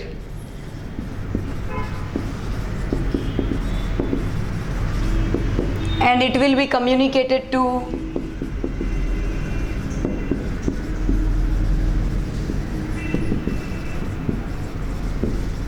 applicant। CG के द्वारा सर्टिफिकेट को रिन्यू करने से मना भी किया जा सकता है।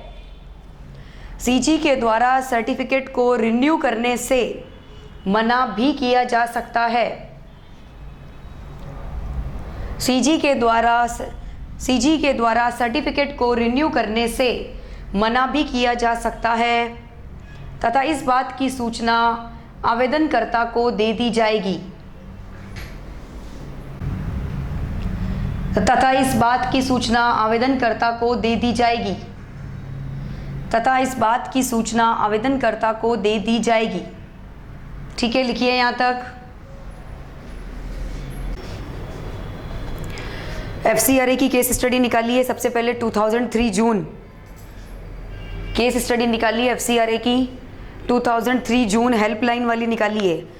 हेल्पलाइन एक वॉलंटरी ऑर्गेनाइजेशन है providing the succour to the destitutes has been offered a grant of the $5,000 by a trust in a USA। Helpline एक वॉलंटरी ऑर्गेनाइजेशन है। सॉक्योर का मतलब होता है राहत देने के लिए।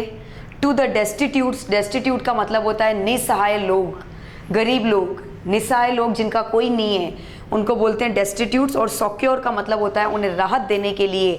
ठीक है, एक वॉलंटरी ऑर्गेनाइजेशन बनाया गया।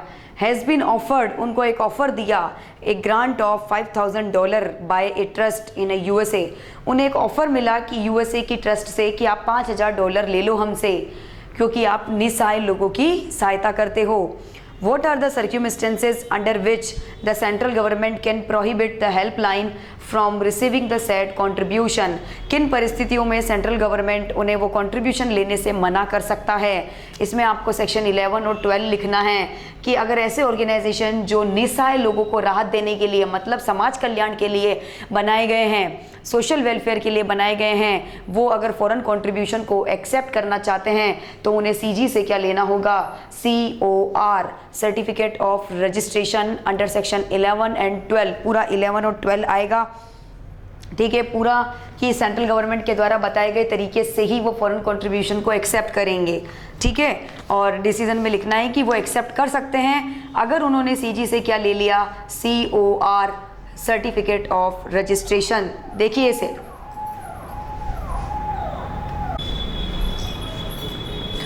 उसके बाद नेक्स्ट केस स्टडी पढ़िए 2003 जून के बाद 2003 दिसंबर, रोहित वाली। Rohit is a correspondent with the vernacular newspaper in Delhi. He is in the receipt of $500 from a New York magazine towards a remuneration for having contributed an article। देखिए, रोहित एक correspondent का मतलब संवाददाता है। ठीक है, और आपको पता है संवाददाता सेक्शन 3 में फॉरेन कंट्रीब्यूशन को एक्सेप्ट नहीं कर सकते। ठीक है, उसको $500 ऑफर किए न्यूयॉर्क एज ए रेमूनरेशन। उसको कहा कि भाई तुम्हारा रेमूनरेशन ले लो $500 का। ठीक है, क्योंकि उसने एक आर्टिकल लिखा था। ठीक है, टूरिज्म इंडस्ट्री में कोई आर्टिकल लिखा होगा क्या, तो बताइए क्या वो एक्सेप्ट कर सकता है? सेक्शन 4 लिखना है इसमें, सेक्शन 3 और सेक्शन 4 लिखना है। सेक्शन 3 में तो वो एक्सेप्ट नहीं कर सकता, लेकिन सेक्शन 4 में उसे छूट दी गई है कि वो by the gift, by the remuneration, by the way of stipend वो एक्सेप्ट कर सकता है। ठीक है, ये लिख देना, आप एक्सप्लेन कर देना। पहले आप फैक्ट, उसके बाद प्रोविज़न, प्रोविज़न में क्या लिखना है, सेक्शन, उसके बाद लिखना है इन दिस केस, आपके व्यूज़ लिखने हैं इन दिस केस में, और लास्ट में आ जाएगा डिसीजन। उसके बाद 2004 जून गब्बर वाली देखिए। Gabbar is a local level leader of the regional political party इन हरियाणा।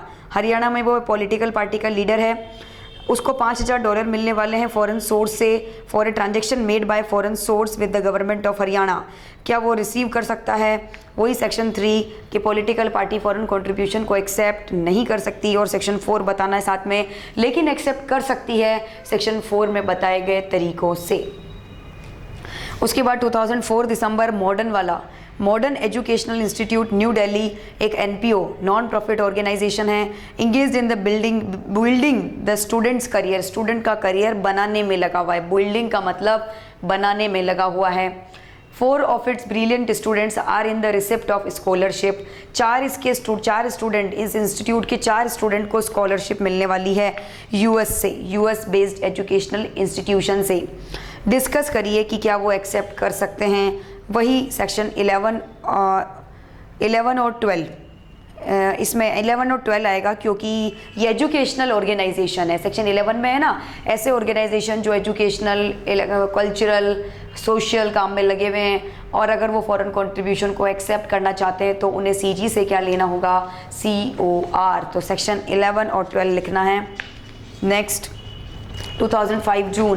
2005 जून में आनंद स्वर मंडल एक कल्चरल एसोसिएशन है कोलकाता में, formed for the sole purpose और प्रमोटिंग रविंद्र संगीत। ठीक है, ये देखिए 2005 जून वाला, ऊपर तो आपको बस ये मॉडर्न वाले में तो 11-12 लिखना है। ठीक है, उसके बाद आनंद स्वर मंडल एक कल्चरल एसोसिएशन है कोलकाता में, formed for the sole purpose और प्रमोटिंग रविंद्रनाथ संगीत, ऑफर्ड ए गिफ्ट 5000 गिफ्ट मिलने वाला है उनको USA से, और ये कल्चरल वाला है तो 11 और 12 लग जाएगा। एसोसिएशन, ये जितने भी एसोसिएशन है कल्चरल, एजुकेशनल, सोशल, ये सब 11-12 लगेगा इनमें, और तब तक वो फॉरेन कंट्रीब्यूशन को एक्सेप्ट नहीं कर सकते जब तक CG से COR ना ले लें। नेक्स्ट 2005 जून के ये है। नेक्स्ट 2005 दिसंबर, उसके बाद है गुरुकुल वाला। देखिए, Gurukul Vidyarthi Manch, a body formed for the purpose of imbibing patriotism and character building among the student. एक गुरुकुल विद्यार्थी मंच है जो इम्बाइबिंग पेट्रोनिज्म, लोगों में देशभक्ति की भावना लाने और उनमें स्टूडेंट का करियर बनाने के लिए receive A grant of 1500 from this statute A British philanthropist. ये बाहर से इनको, आउटसाइड इंडिया से ब्रिटिश फिलैंथ्रोपिस्ट से इनको एक क्या मिलने वाला है? 1500 रुपये का, 1500 पाउंड का कुछ राशि मिलने वाली है। तो क्या ये ले सकते हैं? क्या वही सेक्शन 11 और 12 आप लिख दीजिए, इसमें वो लगाना है कि वही ये एजुकेशनल एसोसिएशन है, और अगर एक्सेप्ट करना चाहता है तो CG से क्या लेना पड़ेगा? COR। उसके बाद 2006 जून, देशभक्ति की भावना, पेट्रोइज्म का मतलब देशभक्ति की भावना लाना चाहता है। उसके बाद आदित्य वाला क्वेश्चन देखिए, 2006 जून, आदित्य एक डायरेक्टर है MX लिमिटेड में, विजिटेड जर्मनी गया, थ्राइस का मतलब तीसरी बार, इन 2005 में तीसरी बार वो जर्मनी गया, on invitation and free air tickets, boarding, lodging सब उसको फ्री में मिला था। मतलब उसको फॉरेन हॉस्पिटलिटी ऑफर हुई, मतलब उसको क्या ऑफर हुई? Foreign hospitality by the chamber of commerce and industry Germany. किसने ऑफर करी? Chamber of commerce. Has Aditya और द कंपनी कॉन्ट्रावेंट द प्रोविजंस? क्या आदित्य ने या उसकी कंपनी ने अगर वो फॉरेन कंट्रीब्यूशन एक्सेप्ट कर लिया तो क्या कोई कॉन्ट्रावेंशन किया? क्या नहीं। सेक्शन 6 बताना है इसमें कि सेक्शन 6 में जो लोग हैं वो फॉरेन हॉस्पिटलिटी को एक्सेप्ट नहीं कर सकते, उसके अलावा तो कोई भी व्यक्ति फॉरेन हॉस्पिटलिटी को एक्सेप्ट कर सकता है। तो लिख दीजिए सेक्शन 6। उसके बाद 2006 दिसंबर, डू द फॉलोइंग ट्रांजेक्शन कॉन्ट्रावेन। क्या ये निम्न ट्रांजेक्शन कॉन्ट्रावेंशन के हैं? तो आपको बताना है कि पॉइंट नंबर 1 अभय, देखिए point number 1 Abhay, general secretary, लोकतांत्रिक संगठन, Moradabad, UP, receive a sum $1000 by the way of payment in the ordinary course of business transacted by him outside India। लोकतांत्रिक संगठन यानी पॉलिटिकल पार्टी का मेंबर होगा जिसने ऑर्डिनरी कोर्स ऑफ बिजनेस मतलब बाहर से बिजनेस किया और $1000 लिए, तो सेक्शन 4 में ये वैलिड है, वो बिजनेस फॉरेन ट्रेड के अंतर्गत तो वो रिसीव कर सकता है। Next, Avatar, a government servant is in receipt of contribution by the way of gift, तो ले सकता है by the way of gift from, ठीक है, वो ले सकता है, गवर्नमेंट सर्वेंट है तो bye the way of gift ले सकता है, सेक्शन 4। विदुर एक जज, डिस्ट्रिक्ट एंड सेशन जज है, ठीक है, accepts the diamond studded watch एक ऐसी वॉच उसने ली जिसमें डायमंड लगे हुए हैं, स्टडड लगे हुए हैं, रिलेटिव से ली बट फ्रॉम इज रिलेटिव, तो ले सकता है सेक्शन 4 में। Next section Sanjay A private school teacher is given a gift by his student living in USA. एक स्टूडेंट जो यूएसए में रहता है उससे गिफ्ट मिला for his personal use and the market value of the article is 2200 only. तो देखिए ये तो ऑर्डिनरी पीपल है संजय, ये तो एक्सेप्ट कर सकता है, ये तो ये सेक्शन 3 में नहीं आता संजय भाई, ना तो ये पॉलिटिकल पार्टी में आता है ना गवर्नमेंट सर्वेंट में आता है, इसीलिए ये तो गिफ्ट ले सकता है। नेक्स्ट सर्व कल्याण मोर्चा, सर्व कल्याण मतलब एनपीओ होगा कोई जो सोशल वेलफेयर में लगा हुआ होगा, नाम से ही पता चल रहा है Sarv Kalyan Morcha. An organisation pursuing a defined social programme is in the receipt of $5000 from a charitable trust in Canada. वही कि अगर तब तक एक्सेप्ट नहीं कर सकता जब तक सीजी की अप्रूवल ना ले ले, सेक्शन 11 और 12, ठीक है।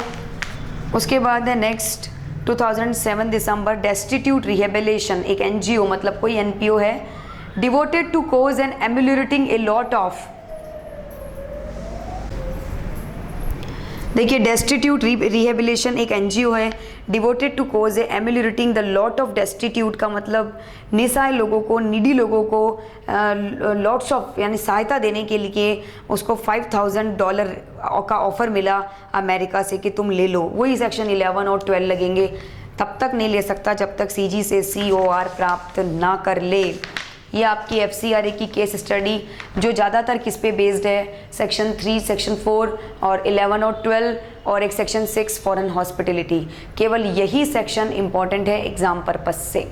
तो आप इन्हें पढ़िए और कॉपी में सॉल्व करिए, वही तरीका फैक्ट के बाद प्रोविज़न के बाद इन दिस केस में लिखने अपने व्यूज़ और उसके बाद फाइनल डिसीजन लिखिए।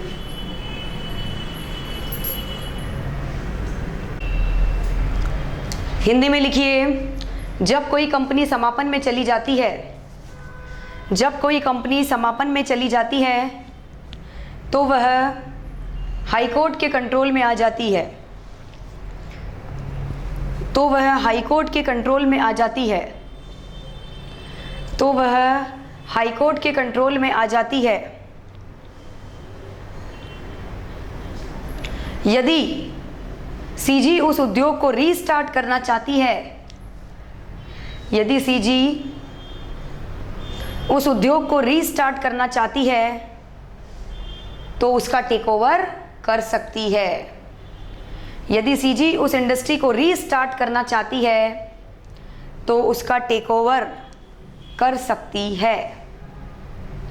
अगर सीजी उस इंडस्ट्री को क्या करना चाहती है, रीस्टार्ट, जो बंद होने जा रही है, तो सीजी के द्वारा उस उद्योग का टेकओवर किया जा सकता है। ये आपके चैप्टर का पार्ट A कंप्लीट। लिखिए यहां तक।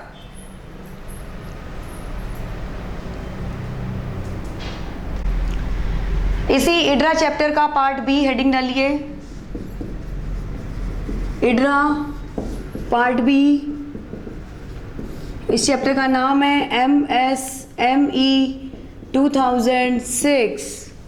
ब्रैकेट में फुल फॉर्म लिखिए, micro small medium enterprises. MSME की फुल फॉर्म लिख लीजिए, micro small medium enterprises 2006। Micro small medium enterprises, छोटे छोटे जो इंडस्ट्रीज होती है माइक्रो स्मॉल और मीडियम, उनके लिए, उनके डेवलपमेंट के लिए कौन सा एक्ट बनाया गया, MSME 2006। ठीक है, इन MSME को कौन रेगुलेट करेगा, छोटे छोटे उद्योगों का डेवलपमेंट कौन करेगा, national board.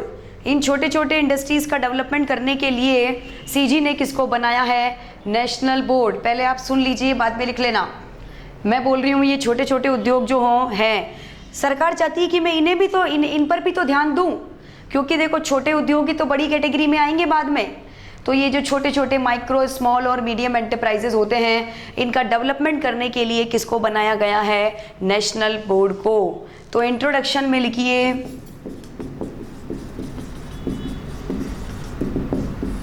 The central government passed this act by the notification in official gazette.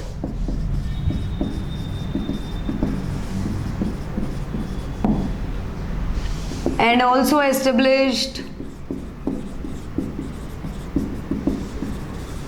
National Board for the growth and development of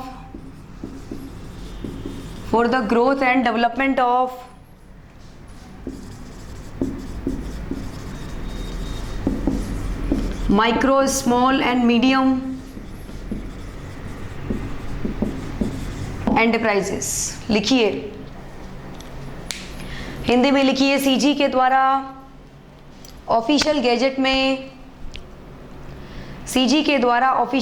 में नोटिफिकेशन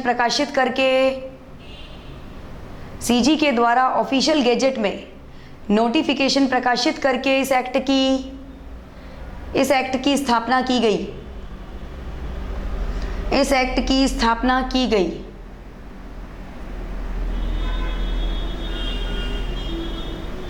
जिससे माइक्रो, स्मॉल और मीडियम एंटरप्राइजेस का विकास किया जा सके।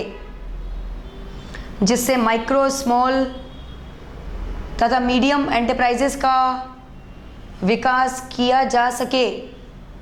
लिखिए यहां तक। अब हेडिंग डालिए नेशनल बोर्ड। हेडिंग डालिए नेशनल बोर्ड। हेडिंग डालिए नेशनल बोर्ड। नेशनल बोर्ड को किसने बनाया? सीजी ने। By the notification in the official gazette. National board को किसने बनाया? सीजी ने। By the notification in the official gazette. National board क्या करता है? रूल्स बनाता है, रेगुलेशंस बनाता है। किसके लिए? छोटे छोटे उद्योगों के लिए। कौन से उद्योगों के लिए? माइक्रो, स्मॉल और मीडियम। उनके लिए पॉलिसी बनाता है, प्रोसीजर्स बनाता है। उन पॉलिसीज़ को टाइम टू टाइम रिव्यू भी करता है। उन पॉलिसीज़ को टाइम टू टाइम क्या किया जाता है? रिव्यू भी किया जाता है। अगर कोई इशू आ रहा है तो उस इशू को सॉल्व किया जाता है, ठीक है, और उन पॉलिसीज़ को इम्प्लीमेंट भी किया जाता है। ये सारा काम कौन करता है? National board. लिखिए, the central government has established the national board by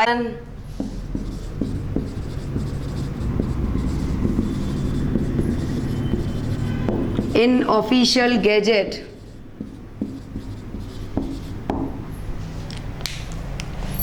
लिखिए, सीजी के द्वारा ऑफिशियल गैजेट में नोटिफिकेशन प्रकाशित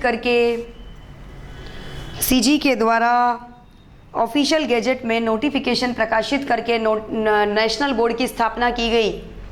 किसकी स्थापना की गई? नेशनल बोर्ड की स्थापना की गई। किस लिए की गई? For the development of micro, small and medium enterprises. For the development of micro, small and medium. लिखिए, नोटिफिकेशन के द्वारा नेशनल बोर्ड की स्थापना की गई, जिसके द्वारा माइक्रो, स्मॉल तथा मीडियम एंटरप्राइजेस का विकास किया जाता है। जिसके द्वारा माइक्रो, स्मॉल तथा मीडियम एंटरप्राइजेस का विकास किया जाता है।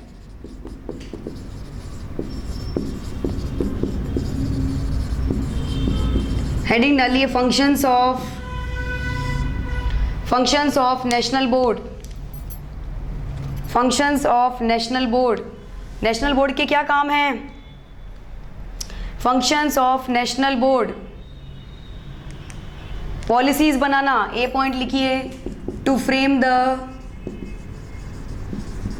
Rules, regulations, policies for the MSME. पहला पॉइंट लिखिए, एमएसएमई के लिए नियम तथा नीतियां बनाना। पहला पॉइंट लिखिए, एमएसएमई के लिए नियम तथा नीतियां बनाना।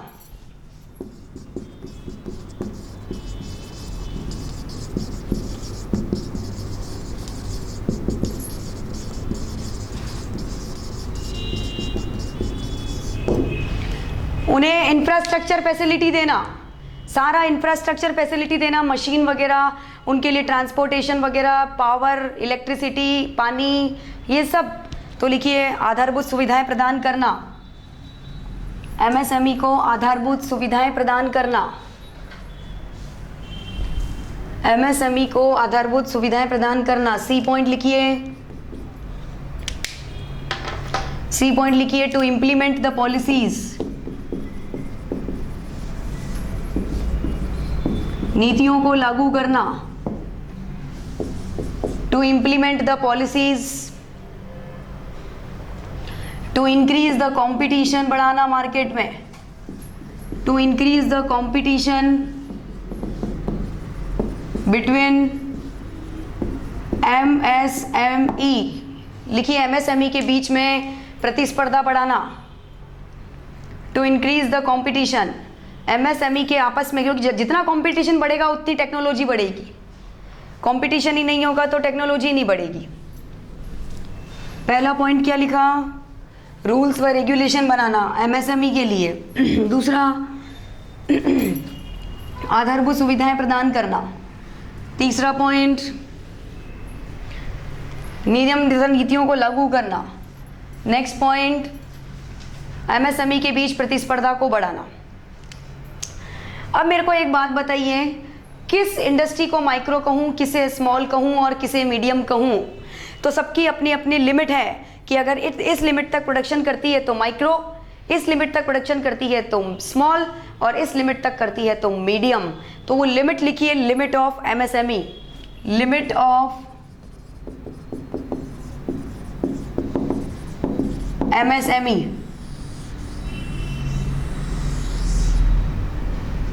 टेबल बनाइए,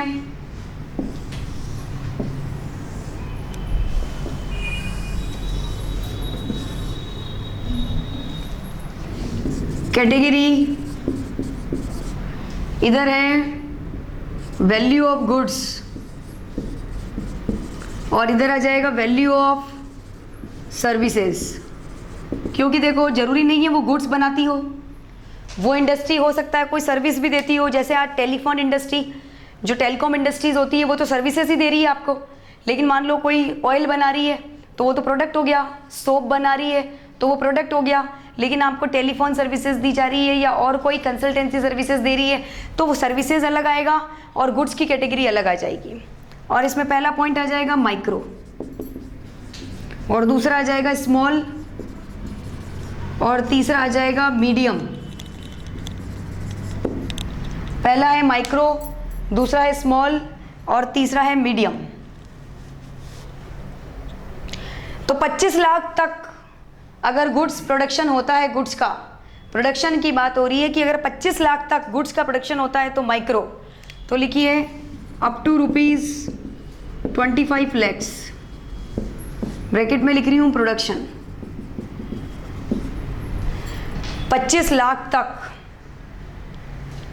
25 लाख से ज़्यादा और 5 करोड़ तक होता है तो small, more than 25 lakhs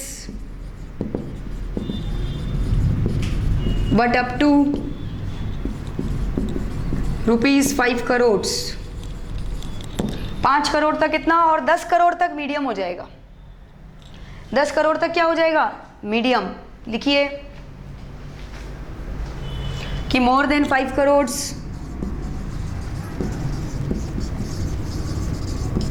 but up to 10 crores।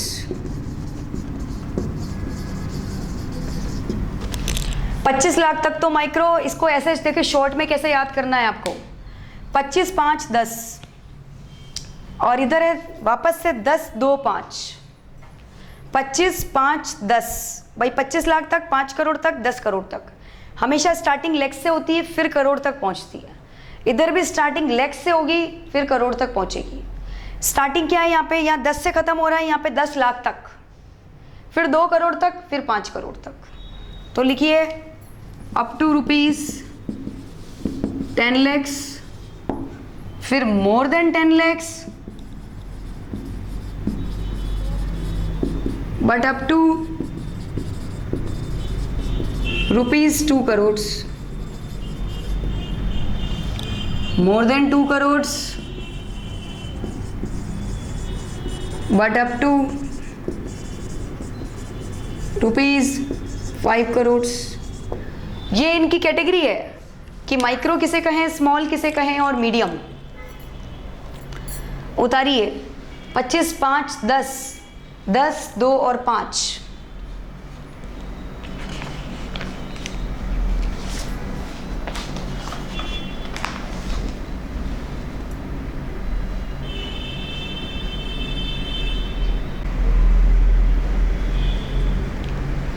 ₹25 तक माइक्रो, फिर 5 करोड़ तक स्मॉल, 10 करोड़ तक मीडियम। ये किस केस में? गुड्स के केस में। उधर आप कितने रुपए तक की सर्विसेज देते हो उस पर डिपेंड है। 10 लाख तक, फिर 2 करोड़ और फिर 5 करोड़। उसके बाद एक लास्ट टॉपिक, ये छोटा सा चैप्टर है, delayed payment to MSME। Heading डालिए, नया टॉपिक, डिलेड पेमेंट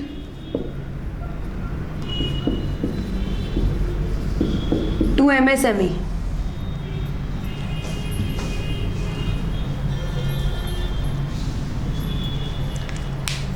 हेडिंग डालिए, डीले पेमेंट। डीले पेमेंट का मतलब देरी से भुगतान। डीले पेमेंट करने का मतलब देरी से भुगतान करना। सुनना ध्यान से, आपने कोई माल खरीदा MSME से तो टाइम पे तो पेमेंट करोगे ना उसको। उधार माल खरीदा आपने तो 45 डेज के अंदर आपको क्या करना होगा? पेमेंट। अगर आपने 45 डेज के अंदर पेमेंट नहीं किया तो आपको ब्याज देना होगा। और रेट ऑफ इंटरेस्ट कौन डिसाइड करेगा? RBI। तो RBI ने क्या बता रखी है? Rate of interest. उस रेट ऑफ इंटरेस्ट से आपको क्या देना पड़ेगा? ब्याज। तो 45 डेज के अंदर अगर आपने पेमेंट नहीं किया, पेमेंट करने में अगर डिले किया, तो you have to pay the interest at the rate which is notified by RBI। तो लिखिए, when any buyer buy the goods from MSME, from MSME on credit. On credit का मतलब उधार माल खरीदता है, on credit. Then buyer has to make the payment within 45 days।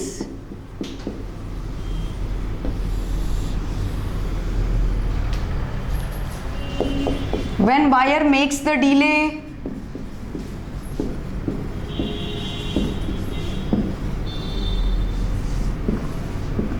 in payment, then he has to pay the interest। तो उसे ब्याज का भुगतान करना होगा। Then he has to pay the interest।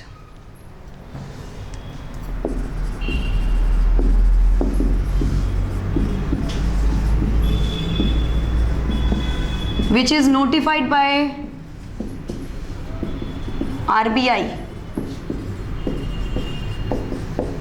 Hindi में लिखिए, यदि कोई व्यक्ति MSME से उधार माल खरीदता है, यदि कोई व्यक्ति MSME से उधार माल खरीदता है तो उसे 45 दिन के भीतर उसका भुगतान करना होगा। तो उसे 45 दिन के भीतर उसका भुगतान करना होगा। तो उसे 45 दिन के भीतर उसका भुगतान करना होगा। यदि वह भुगतान करने में देरी करता है, यदि वह भुगतान करने में देरी करता है तो RBI के द्वारा निर्धारित की गई दर से ब्याज देना होगा। तो RBI के द्वारा निर्धारित की गई दर से ब्याज का भुगतान करना होगा।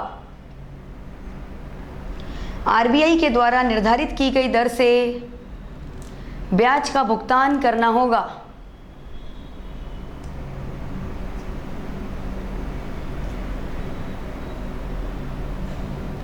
RBI के द्वारा निर्धारित की गई दर से ब्याज का भुगतान करना होगा। ये आपका चैप्टर फिनिश। इस चैप्टर के 2 पार्ट थे, पार्ट A और पार्ट B। इसमें आपको वही क्वेश्चंस करने हैं जो मैंने आपको इस कॉपी में लिखाए हैं। क्योंकि पुराने जो और अगर एक्स्ट्रा क्वेश्चन दिए हुए हो तो वो ओल्ड सिलेबस के थे जो आपके नहीं हैं, केवल वही क्वेश्चंस आपको करने हैं जो आपने अभी अभी कॉपी में लिखे हैं। तो लिखिए यहाँ तक, ये चैप्टर आपका फिनिश।